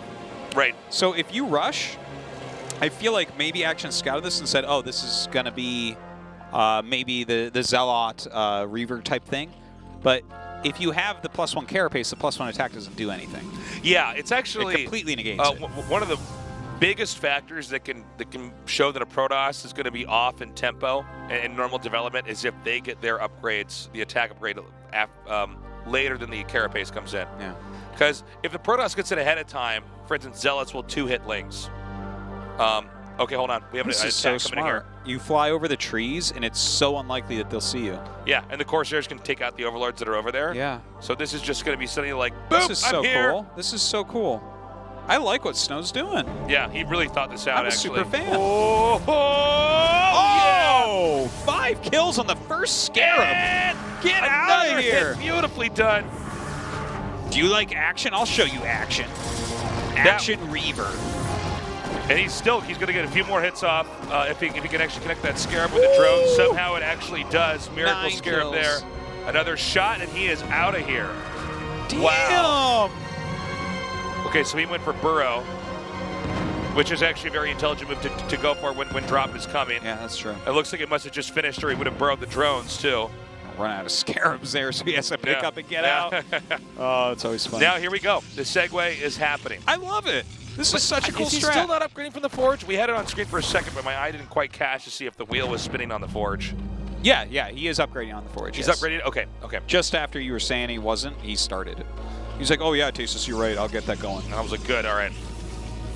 He's doing a lot of damage over here. Yeah. This is really smart, and this seems to be specifically good because of the way that the map is set up. And look at this. You fly away over the trees, and the Hydra's like, oh, don't see ya. Yeah, I you love can't go it. in there. This makes so much sense to me now. See, God, maps are good, and they make StarCraft more interesting. Stop playing Fighting Spirit all the time, guys. Look how neat this is. A second shuttle's coming in here. Now, are there going to be any DTs? Because one of the things you can do with this is you DT drop the main after you do the Reaver drop in the main, because the Corsairs killed the Overlords anyways. Ooh, yes! He's Snow. looking good. I'm looking good. God. This cast is going in my highlight reels, guys. This is all about me now. Damn. Wow, look at this. So many drone kills. I guess his +1 carapace isn't done. Doesn't matter anymore. And he doesn't even know he's losing No, drones. he doesn't. Oh, my God. Oh, no. Oh, my Let me God. see what It's his just so face much is damage. like. Oh, my God. And this is that weird moment you're like, oh, DTs actually do a lot of damage, too. They can kill units even when you can see them. Two Now, swipes. Oh, he didn't end up okay. going drops. Cool. Here comes the Reaver. Okay, he's going to get the shuttle. Yeah, and the Reaver as well, but I'm worried about a counterattack now. And also, he's going to kill all these Overlords, man. He literally killed every single one. It's 64 of 86 supply. He's got like no Oh my God, the drones. DT actually went down there and killed more workers than the natural. Yeah, at 4th base, I guess is what that is. It's the mineral only. Oh, no, it's not a mineral only. I'm sorry. No. Another Mineral DT. only is on the space. Oh my God, look at how he's got his DTs just spread out everywhere. Now, you can almost see that Zerg's kind of paralyzed here. He just needs to stop the attacks from coming in. He tried that drop. It did a decent job. Uh-oh, here's another Reaver drop. Oh, he's not done yet. Aha, have fun with your damaged extractor. It heals itself, but not that quickly. Yeah. Yes. I'll be back for that later. Yeah. If this was StarCraft 2, that would be impactful when the Vipers come out. Yeah. Okay. The Corsairs are now being used defensively, and they're denying drops everywhere. He's doing an excellent job retreating back to the cannons to make sure he's not taking any more hits. Look at that. You can like hide the DT inside the Christmas tree. Imagine that. Yeah. Oh my God. He needs glasses. He can't see anything. No, not at all. He's completely... It's like everything's optic flared in there. Yes. My optic flare build sucks on this map. Oh. That one's going to go down. Oh. Meanwhile, they got so him. Close, that second swipe. That was like the not a nuke, that second swipe. Like, oh, just barely. Okay, so now the push is coming. Psystorm is here. The natural threat to Hydras. And this attack is going to be a little bit different because there are Reavers in here as well. So you have two key things that Zerg would want to snipe, but it's going to be very hard to pull off. Oh my God, beautifully done. Oh, wow, Snow, so damn. good. I feel like Action has a surprisingly large supply here, don't you? Yeah. Well, or is it just that Snow's army is so technical, that's why his supply is so close to Action's? No, I think actually Action's really held his own here. Hold on. Where's the observer? Just he lost so many drones and stuff. I thought he wouldn't be in this good of a spot. But look at this, targeting down all the splash damage almost. Okay, oh my nicely God. done. He takes it out. The push is going to continue here. He's going to be through the woods pretty soon. Now, he may neglect to hit the far right base. I think he wants to hit this one down here, yeah, as it's more open and it's not as well defended. Well, I mean, this is a lot of slots, and those Reavers still alive. It's too bad he lost all the side. You can really see how the Reavers screw up the attack from behind here. Yeah. They could pretty easily handle a line of units coming in here now. But it is quite a flank coming up. Okay, I don't think there's any more Templars with this army, right? No, he killed all those. But again, you know, just like you're in a PvP, if you can keep those Reavers alive, the damage that you're going to be doing. The Scarab's just one-shot the Hydras, guys. So it's like you get a few good Scarab pairs, and you're in good shape. Okay, he snipes one Reaver. A pickup over here. The problem is, I think Zerg has to ditch this spot. This hatchery should be going down. He has a bunch of units from behind it, but maybe he's leaving them there just to catch the reinforcements, which are now coming down. You're definitely right. This fourth base looks like it's going to fall. Yeah, with the Zealots coming in here as well, it's going to make the fight a little bit tougher for him. Oh! He got that last That's shuttle. a big kill, and now only Goons left? Goons alone are the worst unit against Zerg. Yeah, they're only good when the Zerg has so little that you can just micro them back and forth. Yeah. Corsairs are going to dive into the main here. He wants to try to get Overlord kills or something to sandbag the growth rate of action here. I mean, I feel like, because this entire game, I've kind of felt like Snow's playing like a magician, like he's dribbling in between Action's legs and stuff, but Action is so solid that I'm like amazed with what he's held so far. It still feels like Snow should be able to break through, but he is only on 2 bases, let's not forget. Yeah, well, also this is such an awkward spot to fight in anyways, right? A lot of the lurkers that were used to make sure that the fourth base didn't die and were pulled out to try to control that area over there. Now, is he going to keep making shuttles and Reavers with this too? That's something else I'm wondering. Are we going to go into a more orthodox PvZ unit composition? I don't know if he has really the money to continue that. Yeah, I think you might be right. Now, here's the thing. Even though that hatchery lived back there, more and more drones are going to be picked off, and that really will be what I think may ultimately cause Action to lose this game. Yeah, Snow's taking his third right now as well. More and more reinforcements actually coming down. The drones having to turn and fight against that many Zods? I don't think so. Here comes the sandwiching, right, where the drones can't even be helped or utilized as much. That's it, GG. Snow is our first survivor of the night. Hey, I really like this strategy that he brought to the table. He did not skip the Corsairs. The Reaver play was not in any way one of these Zealot Reaver all-ins. He did some great harassment, utilized the interesting parts of the map. I thought that was just cool. You know, when that DT drop came in there, yeah, it really shows you how hard it is for the Zerg, because that is one of the more common next steps in a PvZ when you're doing that strategy. Once you get in there and do damage, wherever your Corsairs and Reavers got to, the Overlords are automatically chased out or killed because that's the Corsairs were there, right? And they can only hit Overlord. So it's going to happen by itself. The DT follow-up is huge. Okay, John, the translator, how are you doing? I'm doing fine, thank you. How's Snow doing, though? Can you find out for us? 축하드립니다. Okay.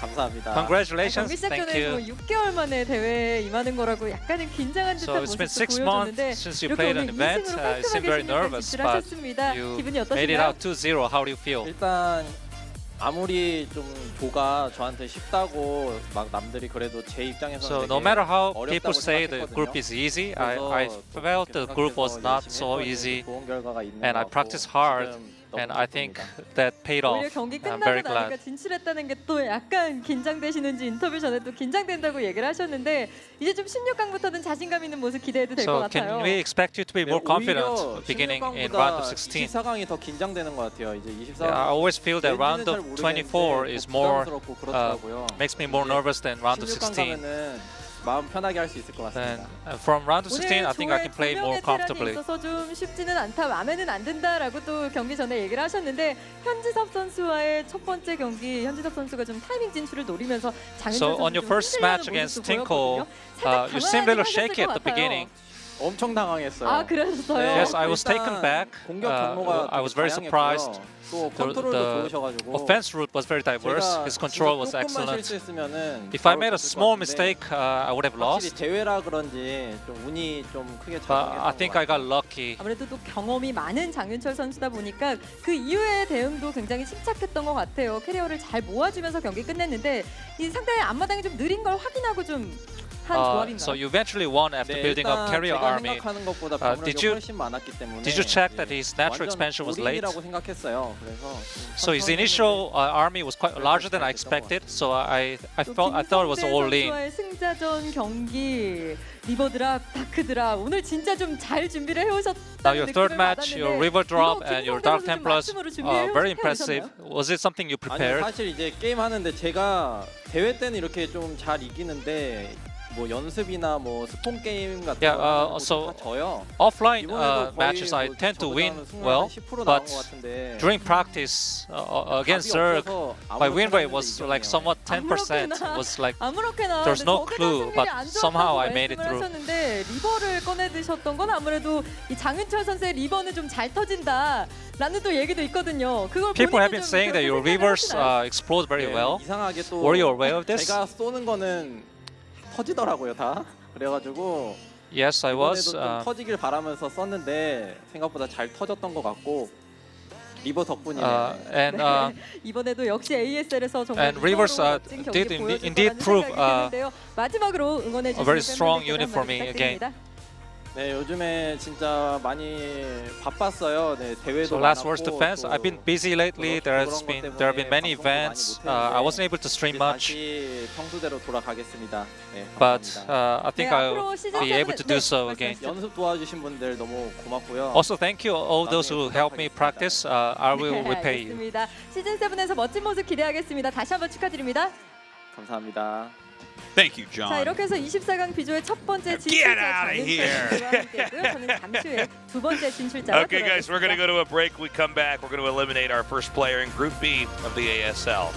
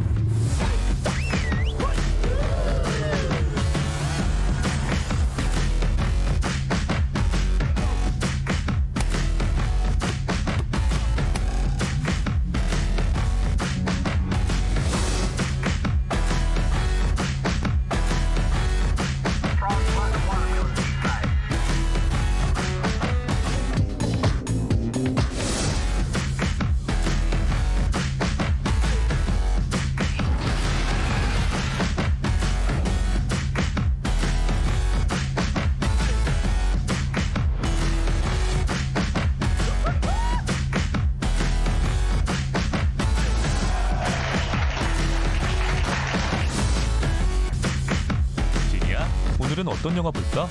영화 관련 콘텐츠를 검색해 볼게요.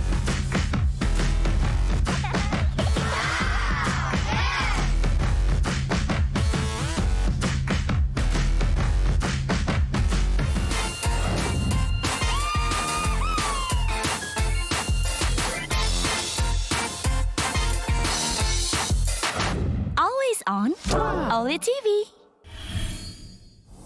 You lower your hand, clarinet will play. Raise it back up, and it flies away. When you smile, violins will soar.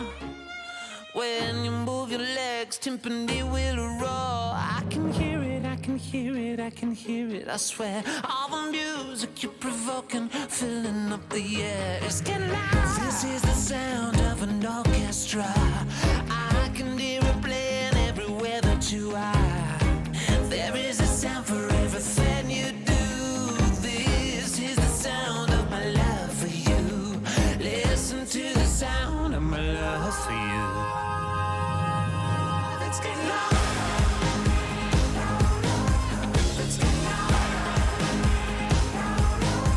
Let's get loud. There is a sound for everything you do.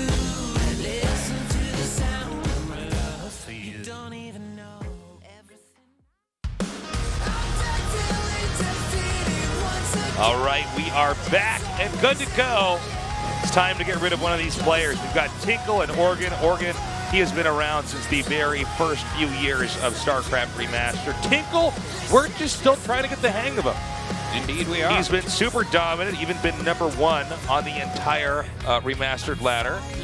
That is nothing to sneeze at, but even with that being said, I would say Tinkle is still going up against a veteran as far as tournament experience goes. Yeah, it's quite true, but I feel like Tinkle played well against Snow. I don't feel like he was...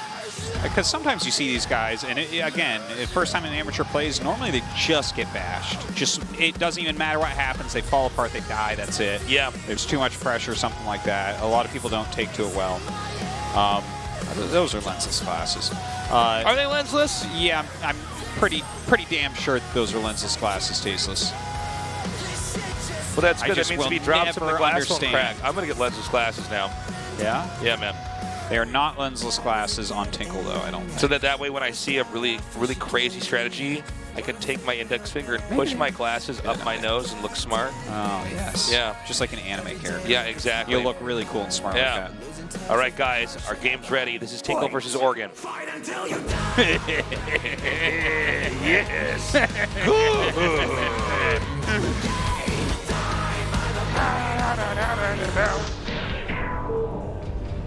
Glad that Oregon wore a tie. Photo shoot. It's from the Vant StarLeague. That photo. Okay, we've got Tinkle Terran in the bottom. And Oregon Terran in the top right. What would their Archon name be?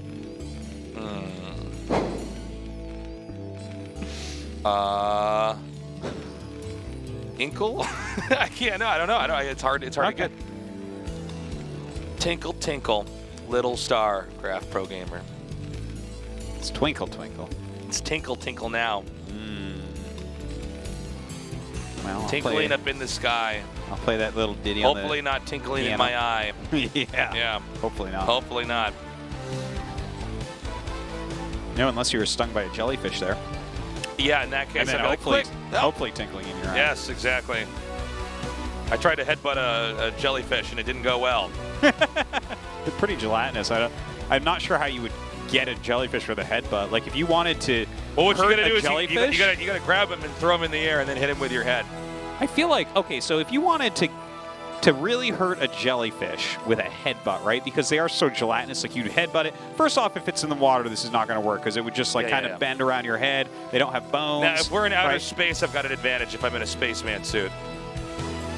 Well, I mean, you could, but is he now frozen? Maybe that cuts your suit and you die. But look, hear me out, okay? Okay, go ahead. So, I mean, if you took the jellyfish and you put it over a hole just slightly bigger than your head, and then you jumped off like a 2-story building head first into the jellyfish, I think that would do it. Oh, like I wear it as a helmet? Well, no, I mean, you're jumping into it to hurt it. You're headbutting the jellyfish. Oh, okay. Yeah. Yeah, that's good. I think I got it. Looks like we solved that one. We now know how to check hurt a that jellyfish box. with your head. Yeah, we can check that box finally. So, what will this game look like? Well, it should be pretty important to be in control of this area where it's hard to see stuff. If you can maybe lock them out of getting through that part of the map, it's going to be tough. I mean, out of all the matchups in the game, vision and having vision is more important in this one than almost any others. In many ways. And the fact that there's anything that can impede the vision in a mirror matchup like this, I would imagine that would be huge. Definitely makes a difference. Yeah, it's very interesting, right? Like we saw the 2 barracks play. I mean, the 2 factory play with starports when we saw Nada going up against Rush, right? And I think that they both analyzed the map pretty well, and I think that that was a strong build order. Now, are we going to see stuff like that here again? It seems like, you know, when the SCV scout's in there, you don't want your SCVs mining gas because it becomes so obvious so quickly, and there's like, you know, a lot of things that you can do to hard counter things like 2 factory. But yeah, okay, see, this is going to be a 2 factory from Oregon. And it's going to be from Tinkle as well, I believe. Yeah, we see that second SCV setup there. Yeah. Can really only mean one thing. It's very interesting. So 2 factory versus 2 factory is where you end up in this weird arms race up one base. Yeah, and obviously, you know, the vultures are going to play a huge part, like who gets more vultures. Right. Because whoever has more vultures has map control, as long as they realize that they have more vultures. But eventually you hit a point where, like, you don't go to 200 vultures, you know, 200 supply vulture. Yeah, there's diminishing returns on that. Yeah, like, it's kind of like Roaches and ZVZ StarCraft 2, where it's like, eventually you hit a number where you're like, I can make other units. Yeah. And it happens quicker than that, because, like, not all the vultures will shoot. You can't really get the right surface area and stuff. It doesn't make sense eventually. Will they go for the starports as well is a big question, I think. Okay, the vultures are now coming out on the map. Now, the vulture arms race, a lot of times, if you can just get a slightly better position, like if it's vulture versus vulture, and you can get to the bottom of their ramp, and you have enough where they can't quite get out without taking too much damage, that's another huge thing as well. That'll, of course, change once they get a tank, but a lot of times just trying to control these little areas is really important. Yeah, now, I got to mention, Tinkle has not made an add-on. Okay, he let 2 vultures be seen right there, and he already has 2 vultures out. So when you're not making add-ons, you will have slightly more vultures because the add-on time is like enough that it makes a difference, right? So he'll have more vultures here, but no upgrades. Obviously, vultures with speed are better than vultures without, but like this move right here, this was not bad. Barely got up there in time. Vulture speed just finishes. He needs to repair. This actually might be enough to where he can try to slide in. Now, he's going to make a command center, but the vultures are going to be better here for Oregon. Yeah, and he's going to be able to, as soon as he has a 6th one, he can run down and chase those vultures. But yeah, because you can go through the trees and you might not be able to be seen, maybe that's what he would rely upon. Or maybe you try to rely on some kind of a counterattack if you go around them when they leave. I don't know. It's just when it's slow vulture versus speed vulture, like you can't keep the aggression on for too long, even if you have slightly more vultures, because your vultures aren't fast. They can't reinforce quickly enough, right? So he's actually going all the way home and is getting that armory. Not 100% sure what his opponent's doing, but Goliaths are a great counter to vulture as well in the early game. Okay, the vultures are now out. Arcing, getting the right concave is really important in vulture as well. Vultures are funny. They actually operate a lot like speedlings. When you have vulture versus vulture, and ling versus ling, where it's like, okay, well, the angle is really important. Where did the first shot go? Where did the first hit go? And this expansion's now up. So is there any way that Oregon could come in here and try to punish Tinkle? No, not with the siege tank out. Certainly not. But Tinkle has a lead here.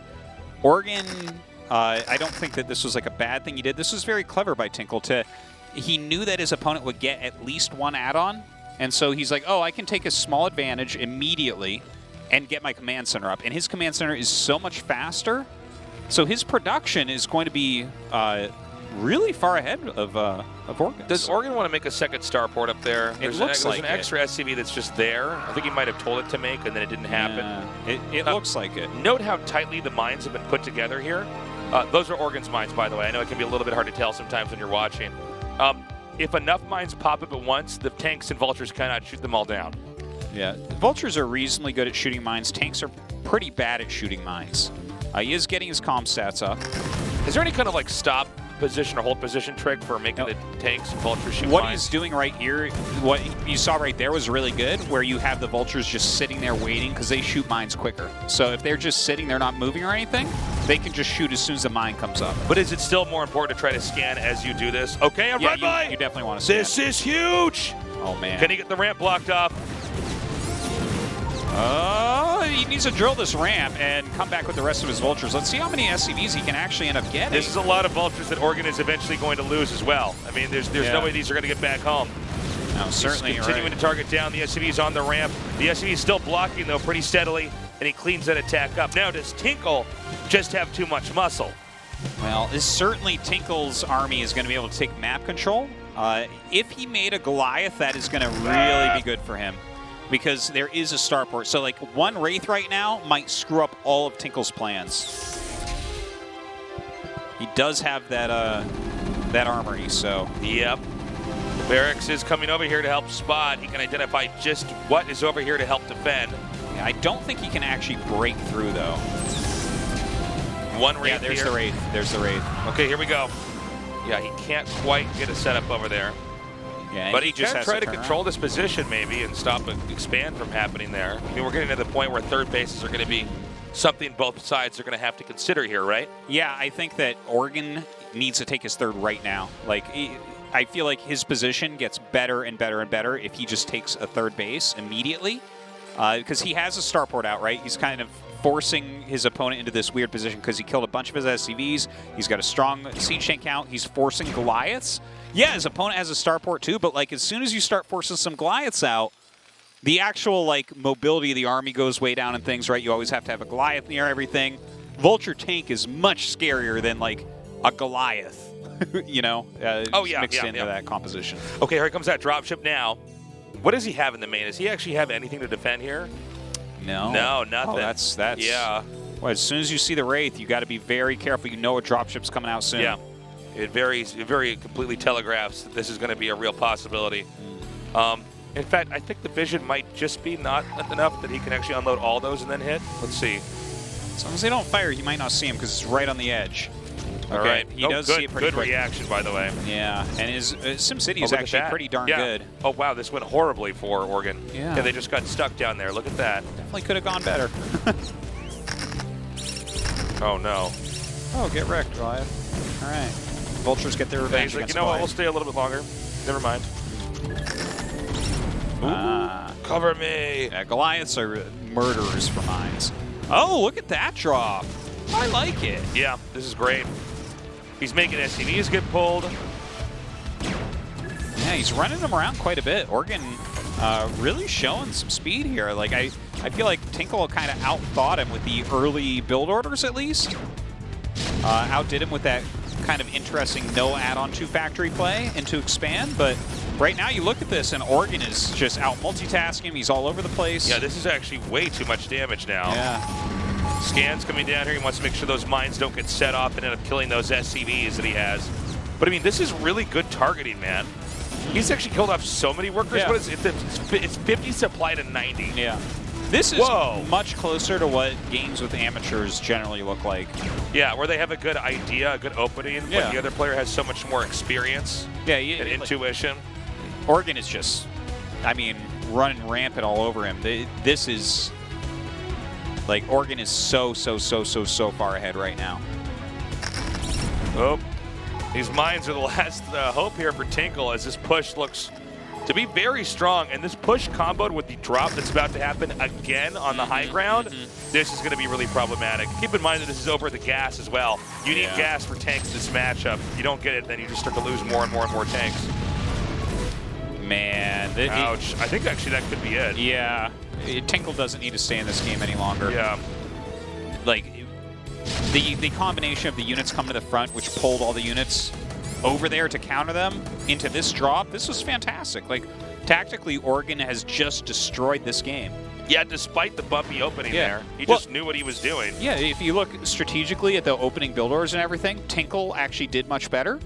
But as soon as there was some sort of play in the game, Oregon just tore them apart. Yeah. 2 more drop ships as well. I mean, there's so many ways he can choose to end this game. I think he's just going to go for a big positional drop in the main, realizing that Tinkle's probably exhausted too much of his army. He doesn't really have physically enough to ever take this on. And this isn't even too much of an aggressive play here. I thought, he could have actually gone right by the factories, but I think he's just saying, no, I pretty much should be able to close this out. Yeah. I'll just hit your depots. I'll make you do all the legwork to clean this up. As you get close to cleaning this up, I will then drop you somewhere else. And I think we're either having another drop or a push over here at the natural for where Tinkle is. Just making Tinkle do things that are cost inefficient several times. Yep, here we go. Enough. I think that's GG. Yeah. Wow, I mean, it was a real privilege to cast Tinkle's games here.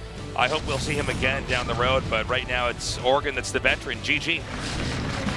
And that's what games oftentimes look like. I mean, I guess both games are actually kind of similar, where Tinkle came in with strong build orders and an intelligent opening in both games. Yeah. Did very well with both of them right off the beginning, and then just everything goes wrong, right? His 2-port Wraith gets scouted, and he dies in that to carriers when he's on like 2 bases, hiding a 3rd in the first series. And then here it's like, you know, yeah, he gets that super early command center and everything and gets into siege tanks. But then as soon as, you know, there's enough on the map that Oregon can start making real moves, just rips them apart. Yeah. Rips his arms off his body. Guess what? We've got a cool matchup coming up next. It's going to be the rematch. Yeah. Action versus Oregon.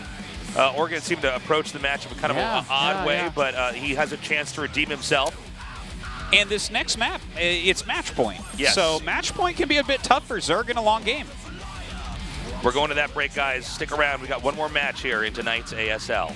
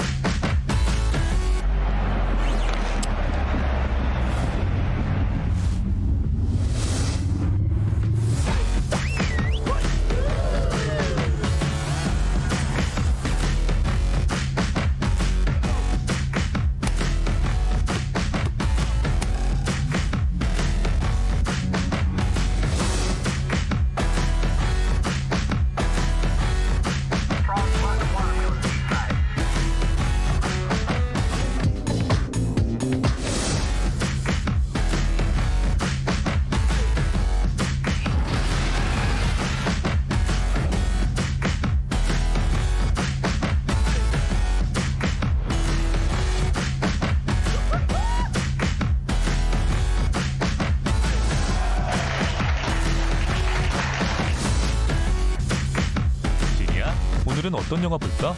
영화 관련 콘텐츠를 검색해 볼게요.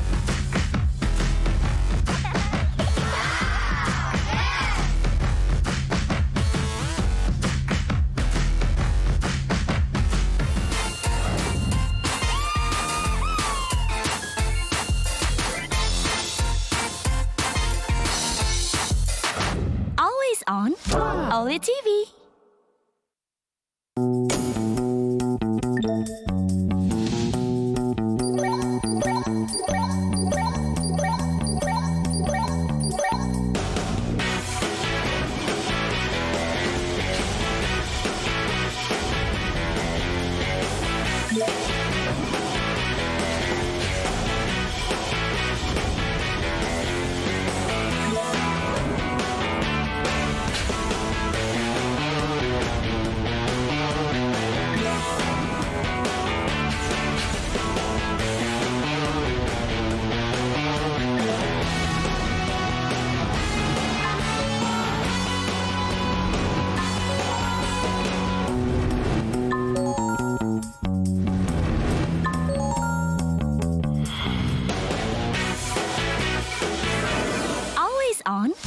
Only TV.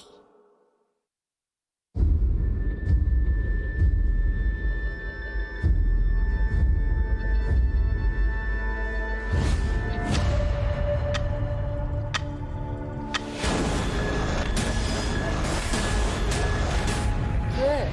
비밀 없다며. 뭐?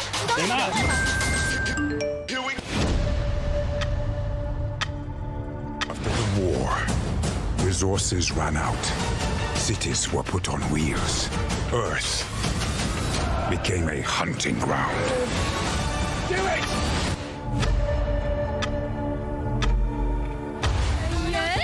대역 없는 화끈한 액션! 구구 블록버스터 액션 대작! 정말 바쁜데.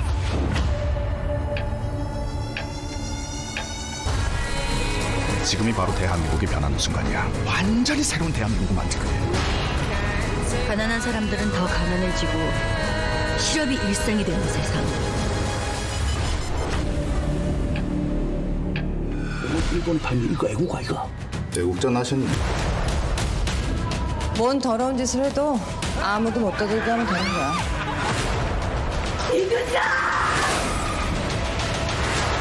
이 나라는 내가 다 미살이다 이거.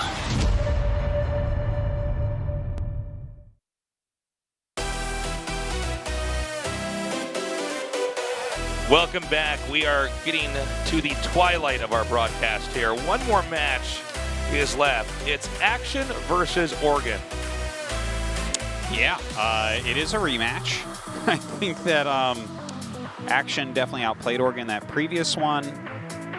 This next map, though, Match Point, it's kind of difficult, I think, for Action. It's not that he can't play aggressively. I think he feels more comfortable in macro games. I think it's more his style, but Match Point is a map where you have to play aggressively as Zerg because it's it's very small, and if you play a very long game here against Terran, it's like, look at where your gases are. It's like to get 4 gases, you're in the center of the map and your bases are so spread out. It's not going to happen. So generally we see hyper aggressive Zergs here.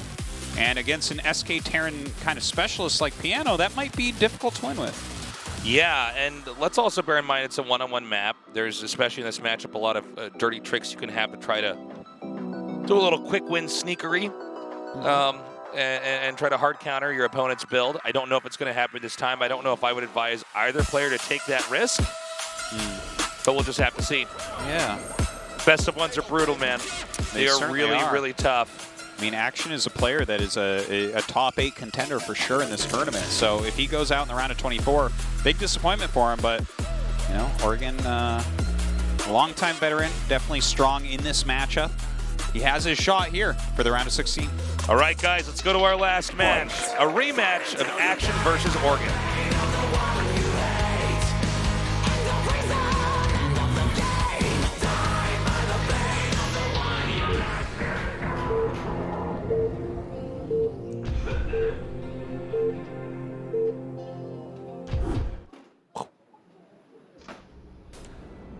Okay, Action bottom left, Oregon upper right.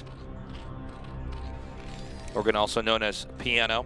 He has oscillated between those two IDs for almost 2 decades. Yes. Quite some time. No other key instruments in there, no synth. No bagpipes. No bagpipes. What else is there? What other instruments use keyboards? What's that super cringy one where it's like a trumpet that's got a keyboard on it? It's only played in some ska bands. Oh, I don't know what that is. Yeah. I didn't even know. Well. Xylophone, although you don't use your fingers on that. It's not really keys, it's like bars that you hit with little bar hitters. Yeah, as they call them. Bar hitters, yeah. As the technical term describes them to be. Yeah, there isn't that many other key instruments, are there? I'm trying to think. Like, I don't know a lot about musical stuff. I mean, yeah, for actual keys, the actual buttons you're pressing. I just looked at that drawing that guy made down there. I want to go down there and make my own Napoleon Dynamite drawing of one of the pros, man. I didn't see it, actually. It's better than what I could do for sure. Yeah, well, your drawings are, oh my gosh, not so good. You're making fun of me and my drawings that I make all the time, Artosis. You're going to come out here in front of all these nice people and insult those drawings that I make? You remember that drawing you made of me on a napkin? Oh, yeah, I did. Yeah, I did make one drawing of you. Yeah, and there you have it. Yeah. Oh, look at this. Oregon might be going for a 1-1-1, which I don't see him do this build that often. It's definitely fallen out of popularity a little bit anyways. Yeah. Very popular with Last, though. Yeah, I know. Last is truly a master of it, but even he's shied away from it a little bit lately. Automatic 2-hatchery play here from Action. And that's generally how it goes on this map, which is kind of interesting because I find that the 1-1-1, like, if you play against 3-hatch, that's probably the best case scenario because you very comfortably get into Vessels and Bio and hit a very strong push. Against some of these 2-hatch plays, though, that's where it gets a little bit risky, right?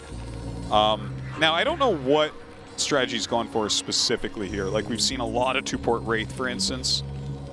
You definitely can go Cloaked Wraith against Zerg. It's a doable thing. I don't know. We'll just have to wait and see. Yeah, only time will tell. There's still so many branches and variants as far as how this could actually go. Yeah, hell, Nada went nukes the other day, so...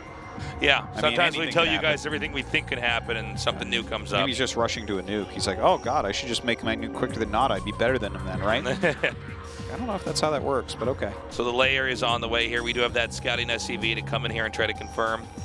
Now, already seeing the Wallen up like that and the fact that there was one Marine is going to tip off the Zerg that this is not, you know, not any other build than probably this 1-on-1 unless he thought maybe he was trying to hide a CC and float it over there. But are there any other builds when the Zerg comes in here and glances at this?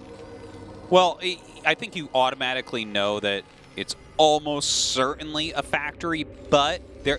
And the thing is, the fact that the barracks is almost making 0 makes you think even more it's a factory. Right. I mean, you can wall in and do low Marine production and like kind of fake it and go into Academy and try to bust them, but that's like, it's not as good. Like, Action's pretty damn like sure. It's something that you're going to get a long-term plan out of. Yeah. You're kind of trying to pull a fast one, and then you don't do it against them or anybody else for a long time, and you've successfully surprised somebody. Oh, Lurker Den, or Hydrogen, excuse me, coming down here. Yeah, he's just completely expecting what it is right now. Yeah. Vultures being made with an upgrade. Could be either speed or mines. I think that it is speed. Sometimes we'll see them actually just dart inside the main. And he's getting an armory. Wow, okay. Okay, I know exactly what this is. This is actually a build that has been popping up just a little bit recently. Flash has shown it off a few times on his stream. It's kind of the return of Goliath play. Yeah. You can go Goliaths against 2-hatch or 3-hatch. This is okay. Goliaths. We need to unpack this even more because Goliaths are funny units against Zerg. He sees a factory now. When he sees the vultures, he'll realize that that is a second factory. He'll know exactly what he's against. Yeah. Okay. So right now, Action knows that this is a Goliath build. So yeah. Anyways, the Goliath builds are.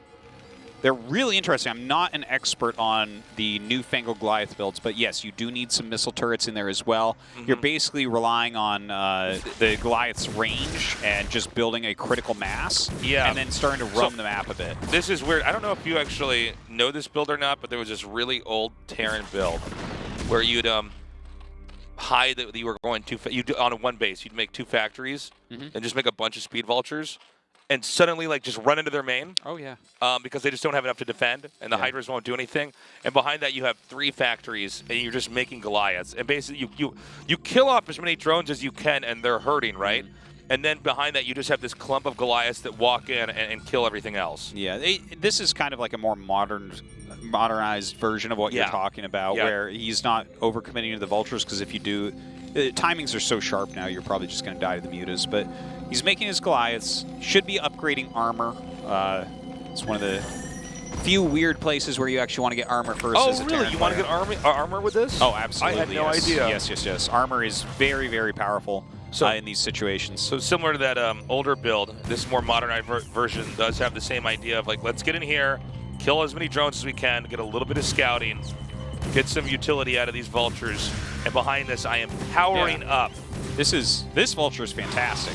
The fact that the mutas have turned around and come back here, and he's kept this alive and killed the drone and made him lose some mind time, like this was awesome. But yeah, he's just going to be really massing his Goliaths. He's going to get his range, his +1, and you know, eventually you start roaming a little bit. Now, if your opponent is actually making Hydras, and it's kind of hard to figure out exactly what he's up to, it's good to have a vulture out there checking. You will eventually need some siege tanks, but a lot of it comes down to concaves as well. Yes. You need a lot of surface area to beat the Hydras. If your Goliaths are not all shooting at the same time, the Hydras will wreck you. Okay, Hydra's coming forward now. The Goliaths are out.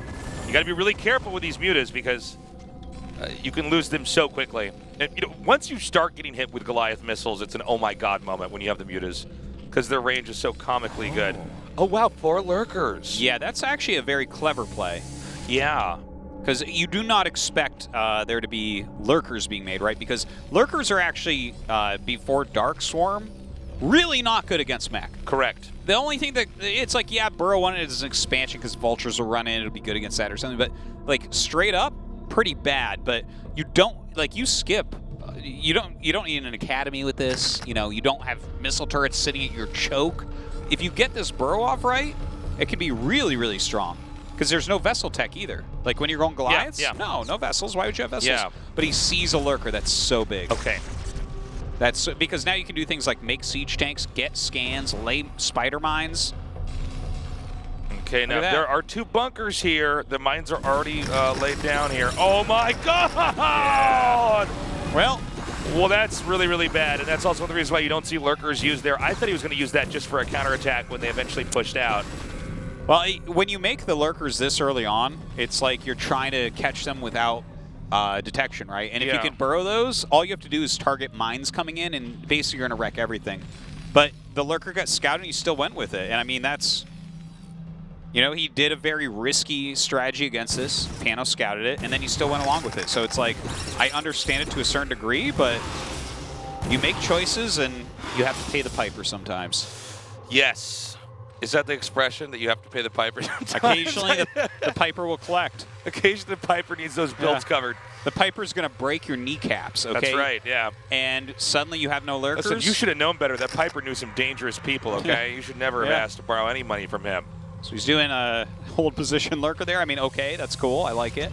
Yeah, even though hold position lurker is pretty scary for Terran, when you have mech, if they pull the hold position lurker off, it's not like suddenly all your units die. Well, right now, 2-base Zerg with like some mutas and some hydras and some lurkers against a 2-base mech. No matter how you look at this, Piano is in a great position. Oh yeah, you know, he's going to be very comfortable with this. Yeah. And, part of this is not just Oregon or Piano playing really well. It's that Action took this kind of crazy risk. He invested in all those lurkers, and they were killed by spider mines. I mean, they didn't even get a shot off. Yeah. They just died. It's like the equivalent of like seeing a shuttle with Reavers just get blown up. It's like, okay, it's gone. That's just it. That wasn't a fight you had. You just lost the unit. You lost the dropship or the shuttle, or in this case, that group of lurkers. Oh. Nice snipe on that drone. He's getting so many drones. It's wow. crazy. That was an intended hatchery drone, too, so really nicely done. He's gotten 2 now. So the amount that he has delayed the 3rd base, like Action would have a 3rd base almost look at finishing. This sick army composition. Just a few Marines with medics here too. I love it. Just everything is so good. It makes perfect sense to do. Oh, now he has scans. Oh, he like scanned in the wrong spot, so one of these lurkers can't be seen. He's like, I don't care. Oh, I didn't realize. I was like, what? Yeah, he's like, wait a minute. He's like, I'll go back. That's annoying. Well. Oh, another kill on that drone. Get +1 attack instead of armor. Normally Goliaths, you'd like that armor, but that's fine. Now that we have some siege tanks mixed in, that's definitely going to be quite helpful. Yeah, this Oregon push is looking good. Yeah, so he's going to come up here, and this is going to be tough, man. Ooh. We have hold position lurkers again. Yeah, this is nice. If he can target down some of the anti-areas, mutas can fly in. Look at this. Yeah. Yeah, this is actually going beautifully. Yeah. There's just not enough Goliaths here. Now that's a good move. Wow, that was like a the good play move that he needed to have here, and there's just too many mutas, and I can take in all these tanks. This was so beautifully done. smart. This was so smart. the fact that, like, Action was in such a terrible spot. You know what? I think that this was the best thing he could have done, actually. Yeah. Wow. That was awesome. Because the actual army for Oregon was so much better. Yeah, well, those lurker spikes did so much damage, and yet the mutas came in at the exact right moment. And we pointed this out earlier, there wasn't a ton of detection. I mean, you can scan, and yes, you will kill the lurker, but if they have the hold position lurkers on, and then you just let them hit at the perfect spot, it's very hard to deal with. That was truly fantastic there by Action. And now he might get into one of these positions. Yeah, look at this. He's got that +1 carapace on the mutas. I believe he's only going to mass mutas for the rest of the game. But you know what? Basically. I do want to point out that we are only just now going to get that third, and I think there's a fourth base coming up here. So it's going to be, I think you might be right too, just pure mass muta against mass Goliath. Armor upgrades for the mutas coming here. So Oregon is actually going to transition into some Marine Medic here also. We saw the eBay blinking and the Academy blinking, which I think is not a bad choice, because if you get stuck in one of these positions where from behind you're going Goliaths against mutas, it's not going to end up turning out well. But he does get in here and scouts the barracks being added, which means he again can switch it up a bit. But with 5 packs plus the barracks, I mean, what is your Zerg composition to counter that? Because he can make whatever the hell he wants. Yeah. It's almost like he's got hatcheries at that point. Okay, these mutas are flying in here. This is a lot of Goliaths. +1 attack and +1 armor on the Goliaths. What are the upgrades for the mutas right now? +1 armor? Yeah. Right? Okay. So you just go into +2 from there, right? For Carapace? Yeah. I think he probably will. But I mean, he could get +1 and that would still be good. The Zerg technical part of this matchup in this situation is kind of a mystery to me. Yeah, well, normally you don't see people that are going to stay muta. It's a very rare situation because there's so many things that can counter mass muta, like Valkyries or Science Vessels, or if you've been making for a while, you know, the Goliaths, that can work as well. How are Guardians in this situation? Is that ever a good idea? No, that would be the biggest money waste ever, because range Goliaths just destroy Guardians. Okay. Just smash them. It's like free. But it's cool. Like, this game has had a lot of back and forth moments here. The fact that he's added the barracks means that you can't just sit there going mutas, which if it was just going to be mech, if he was just going to try to recover his mech arm with 5 factories there, pure muta would have been a beautiful and brilliant strategy. But now we have Action on double evolution chamber. He's trying to get some upgrades for those ground units. This is a cool game. I'm liking this. Yeah, the push is coming out now. He is trying to gun down this lurker. It looks like the scan did not quite last long enough. Oh, this is a lot of damage. Yeah, it is. Man, Oregon's been a little bit weird with some of those scans. Like, he's not quite scanning in the right spots, or he's barely getting the edge of the fight. Might be pointing towards nerves or adrenaline or something. I guess that's you really can't get vessels during this, right? It's really hard. If you're actually producing out of this many factories, you don't have any gas on 2 bases. It just seems like, as scary as this Terran army composition is, you could be so badly abused by hold position lurkers. Well, I think he's pushed out here so many times. He knows at least halfway there's no lurkers right now. Can he make? Yeah, see this? He's got some mines that are kind of giving him some vision, so he has a better idea of where lurkers can be at this point. This is a scary army as well, but the fact that Defiler Mound is up, when that thing, when he gets consumed and actually can throw down Dark Swarms, maybe Action can just hold right there. Because there's not going to be a single irradiate. There's no vessels. Okay. Tanks are sieging up. This is actually going to be a pretty tricky spot. It would be hard to get lurkers over there to burrow and hit those tanks. Yeah. Yeah, Oregon's doing a great job of just kind of abusing the geography of this position on the map. I mean, how are you ever going to get your Zerg army to come down there and take that out with all those tanks back there that follow you? Plus, you're hitting the hatcheries, too. No, you need Dark Swarm at this point. Yeah. I think he's just waiting for it. Like, he's definitely hemorrhaging quite a bit, unfortunately. He needs to reset his rallies and back up a bit. Now, if he can break through this position, he'll also have wedged his way in between the third base and the natural expansion. And here's that Defiler out. One Dark Swarm going down. And one lurker. That's definitely enough. Oh, if he burrows it. Lurker. All right, there you go. That's all you need. But the push continues. Indeed. Hitting the other gas expansion. Oh, enough mutas here to deal with it. Very little anti-air. Almost looked like the mutas came out of the Nidus there. That was weird. So, the push is still doing damage. We have hatcheries going down here. We've got a gorilla attack down at that bottom base, but it has been denied. The question is, can Action stabilize here, or is this wave of units just going to be doing too much damage? We don't quite have a ton of Defilers out yet. No. We have a Dark Swarm here, a Dark Swarm there, but not necessarily enough to combat everything that Terran is throwing in here. Yeah, between Mines and Siege Tanks, you can deal with small amounts of Dark Swarm for sure. Oregon needs that third base. He does start it at the mineral only. He has a huge gas bank as He's well. going to lose all these units. It's too many Stim Marines. And there's actually another attack over at the top, right here, yeah. GG. Wow. Nicely done. Wow, I think a little bit of an upset. Oh, man, look at him. Yeah. This is a story of redemption. Oh, wow, he's getting emotional. He's crying again. He said he wouldn't cry until he won a championship. Well, I mean, you take out Action. And this has been a tough day today. Oh, I can't wait to see what he's going to say when he gets interviewed. He's so happy. Well, if you really want to see what he's going to say when he gets interviewed, I actually have a friend I want to introduce you to. Oh, yeah? Who is My he? friend's name is John. Oh, is it? He's an avid Yu-Gi-Oh player. Okay. Okay, he has a leather bracket. Yeah.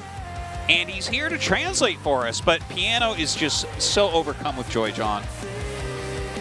Oh, I can't his mic's hear you. not on. We need that John Look at you, you're like Ariel in The Little Mermaid and you lost your voice. He's trying Well, that's to talk. how he got his legs. Yeah, exactly. I wouldn't be surprised if John was a mermaid earlier in his life. Oh, for sure. Well, a merman. A merman, excuse me. Yeah, that's right. They're mermen. So. Okay, well, Action's having a bad day, and we are finally getting Piano to come down. Action's been going deep in a lot of tournaments lately, so this is a huge disappointment for him. I think Piano, he really kind of mixed up very well. Action made some good moves as well, but the initial lurker push, that was a folly. Yes. John, are you here yet? No, you're not here? Nope. All right, guys, here's the truth. John's not really here at all. I'm sorry we lied to you. That was weird. All right, John, let's try one more time. 두 번째 16강 진출자 임준혁 I'm here. 선수와 함께하겠습니다. There he is. 지금 감정적으로 굉장히 좀 벅차신 것 같아요. 아무래도 오늘 이렇게 최종전까지 거쳐서 You seem very overcome with 본인도 joy. 예상하지 못했던 Did 것 you 같은데요. expect such 16강 such 확정이십니다. results? 소감이 어떠신가요? 저 확정 맞죠? 맞습니다. So I made it, right?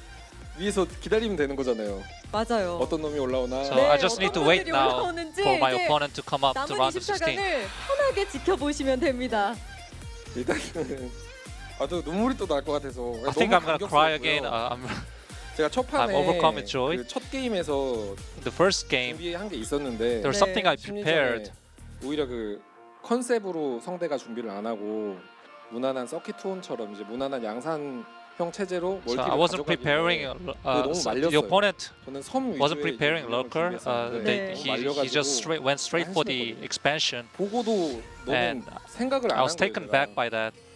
그래가지고 기죽어 있었는데 네. 그래도 끝까지 해보자. 이래가지고 너무 기쁜데요. 근데 And I was very blue with after my first loss, but I'm so glad that I eventually made it. 것 같은데 말씀하신 것처럼 준비해 온 게 김성대 선수가 너무 완벽하게 다 수비를 해버리는 바람에 네. 그 다음 경기를 준비하기 전에도 좀 마음이 복잡했을 것 So 같아요. I'm sure your 제가 그러니까 제 자신에 말린 거예요. your mind was 보고서 very 본 데이터로 complicated 가지고 after the 제가 first 게임을 match. 했으면 그거보단 더 좋았을 텐데 네. 너무 준비해 온 Indeed, 거랑 갑자기 이렇게 버리니까 혼자 스스로 if I was 말린 able 거죠. to do the build I had prepared, then even if I lost, I would have been satisfied. But 말렸는데 I was in shock. 나머지 게임 그 패자전 최종전은 그냥 준비 한 대로 해보자. 보고 판단하지 말고 너는 클래스가 So 낮으니까 for my final match, I just decided to do what I had in mind 계속 경기를 and 거듭하면서 not getting 자신을 좀 tricked 다독이면서 by my 이렇게 opponent. 16강까지 올라오신 것 같아요. 또 현지섭 선수와의 경기에서는 역시 신인의 패기도 이 경험에서 나오는 관록 앞에서는 안 된다라는 걸 임진묵 선수가 또 보여주셨는데 그 이후에 김성대 선수를 상대할 때 아무래도 자신감의 원동력이 또 됐을 것 같아요. 체제를 완전히 바꾸셨거든요. So after your victory against Tenko, you changed your build. 못 보여줬어요. 원래는 8골리안만 찍고. So again, there was something I prepared, but I wasn't able to do that build. 벌처 계속 써주면서. 네. Which involved a lot of vultures. 더 쉽게 이겼을 건데. With fire bats. 너무 좋다고 생각을 해가지고. 그러니까요. 팩을 늘렸다가 스탑 로커에 막혔잖아요. 그러니까요. 경기가 약간 이상해졌다고 느끼셨을 것 같아요. 스탑 럴커 때문에. Everything went wrong after the stop lurkers. 즉흥적으로 I again panicked. 판단을 하면 안 돼요, 저는. 클래스가 낮기 때문에 판단을 안 하면 어떡하나요? So I came to conclusion that I shouldn't make a decision mid-game. I should just go through with whatever I prepared before the game. 변형태 형이 코치를 해줬어요. 네. 아세요, 형태 형? 알죠. 변형태. MPL 때도 뵀거든요. 네. 코치를 해줬는데 보면서 쌍욕을 박았을 겁니다. 그러니까 왜냐면 준비를 했는데 방송 끄고 민철이랑도 하고 했는데 분명히 투팩에서 the people that helped me prepare this match, if they watched me play today, I think they would have swore to me. 아마 욕을 많이 하셨을 I 거예요. did nothing as they told me. 일단 뭐 올라갔으니까 봐주시고요. I'm really sorry for that, but please forgive me since I made it to round of 16. I'm just so glad now. 16강 진출 확정 짓고 대기실에서 저와 같이 경기를 봤거든요. 근데 김성대 선수하고 이 임진묵 선수하고 연습 때 임진묵 선수가 잘 이긴다고 하시더라고요. 반반 나와요, 성대랑. 제가 요새 저거전이 맵이 바뀌고서. So I was watching your game in the 제가 서킷 투어는 좀 하거든요. in the waiting room, and the other players told me that you're normally really strong against your opponents 하늘이 저를 조금 when you 좋네요. during practice. 또 너무 오랜만에 이렇게 대회장에서 대회를 하시다 보니까 그런 that's 부분도 true, but 오늘 today, 임진묵 like I 선수에게 said, 힘든 점 좀 I 하나였을 것 panicked 같은데 그런 because 점은 my 이제 builds 걱정 안 하셔도 되죠. I prepared 16강부터 점점 didn't 더 work. 나아질 테니까요, 그렇죠? 제가 ASL 시즌 1 때 I'm sure you'll get better as the round goes on. 네네, 말씀하시죠. 기분이 너무 좋아서. 네. 저 모니터 있잖아요. 네. So while I was preparing ASL ASL, 예선전 탈락한 적이 없어요, 한 번도. 근데 시즌 1 때 그리고 다방 리그 때 우승할 때 그거 모니터를 일부러 저걸로 샀어요. 네. 저 모니터를. 네. 약간 실전 감각 익히려고. 네. I actually changed my monitor to the same monitor that is being used in the studio. 그러니까 감도가 여기는 좋아요. 근데 PC방은 너무 커서. So I think the sensitivity of the monitor here is really good. 환경까지 But 세팅을 해 놓으셨는데. like average PC방 monitors, not so much. 아, 이렇게 얼마나 벅차시면 인터뷰에서 저한테 이렇게 토로를 하시고. 쌓인 게 많았습니다. 네, 앞으로 더 준비를 열심히 하실 것 같은데요. 응원해 주시는 분들에게도 한마디 any last 부탁드릴게요. words to fans? 연습 새벽에도 연습 이렇게 열심히 도와주고 형이라서 좀 미안했어요. 사실 민철이 새벽에 깨워가지고 야, 연습 좀 하자 이래가지고 도와준 민철이 고맙고. I would like to thank Mitchell for helping me practice even during late hours. 이제 연습할 수 있는 도와주시는 팬 여러분들. And many of the fans helped me also to practice using spawn match. 놀아볼게요, 가서. 네, Look forward 계속해서 좋은 to 모습으로 my play in round of 좋은 16. 영감이 되주시기를 바라겠습니다. 다시 한번 승리 축하드립니다. 고맙습니다. 자, 이렇게 해서 B조의 두 번째 16강 Thank you, 진출자 John. 임진묵 선수와 함께했습니다. All right. He has to go translate something else now. That's his calling. Just going out. Just all he does. Different translations are needed elsewhere. John's already out the door. Yeah. His cape just trailing behind him. So here's our results today, guys. Yeah, kind of. Actually didn't make it. That's so crazy. Yeah, I know, right? It was fun seeing how Tinkle played. Snow got out, of course. I liked the strategies that Tinkle brought, but he's an amateur and becoming a pro right now. So maybe next time we'll see. Yeah, let's see if we can get him to come back down the road. I'm happy for Oregon to advance. I think that there's not even a question that we will see action back in the future. Oh no, he's a great player. Look, these best of ones are tough. They're really, really, really tough. There's a reason why you want to get pretty deep in the ASL when you finally get in, so you have an easier time coming back. Let's not forget as well, Action is out of the military, so like people like that, you're like, oh yeah, like Snow and Action. Yeah. Like, they're never going away. Yeah, they're just going to keep playing and keep doing this. So we're going to be back on Sunday night at 7 p.m. and Tuesday night at 7 p.m. Cool. I love that Tuesday group. So you have a few days. An interesting group, too, on Sunday. Yeah, you guys have a few days before we will be back again. And there's going to be more and more StarCraft. This is going to start multiplying, guys. Indeed. Cannot wait. Of course, the GSL qualifiers were announced. So GSL's probably coming back, isn't it? Yeah, call it a hunch. Yeah. And yeah, I mean it's good to be back casting. We had such a long break earlier that it was nice to have that time off, and after a little bit, I kind of started to feel worthless. My life had no purpose. Yeah. I got lonely. I missed mitosis. I know what you mean. I miss being here in the studio. Well, I'm just happy to be back at work, man. I love my StarCraft. I want to watch the pros play for some real money. That's and right. Here it is. So, again, guys, every Sunday and Tuesday, we'll be here. If that changes, we'll let you guys know on Twitter or somewhere, somehow in the broadcast. And yeah, it's great to be back. Good job today, Artosis. Yes, thank you, Tasis. It was a good day. I think the first day was a little bit better, but that last game was killer. I love that. That was last game. fun. It was fun to see the fact that Oregon would go for such an odd play style and actually handle it very well. And you can really see that Action is a great player. I mean, he had a lot of smart moves. Unfortunately, that lurker attack that he had in there, way too many bunkers and spider mines. Yeah. If you're down here in our studio, hang on to your tickets. When we're done with this broadcast, there's going to be a giveaway. Yeah. Over there on the stage, you can win mouse pads, portable batteries, and what was the last one? I don't know. Uniform. We are giving away the same uniforms that the players play. So you can wear that when you're at home playing. That's right. You can pretend. You can pretend. Yeah, that you're whatever programmer that it is. You can put a little Flash mask over your face. Just pretend to be Flash. Yeah, just print it out. Yeah. That'd be You amazing. can have our casting of Flash's games going on in your that'd ears. be really weird with all my Flash pictures all over my room already. That's right, anyways. yeah. I have a Flash mask. That's like a little bit too weird for me. Yeah. Just one more photo of Flash with the eye holes cut out. Yeah. I will eventually become him. But do stick around, especially on days where we don't have as many people down here. Yeah. That you're much more likely to get a gift. There's a lot of prizes. Mm-hmm. It's fun to come down to the studio. Probably.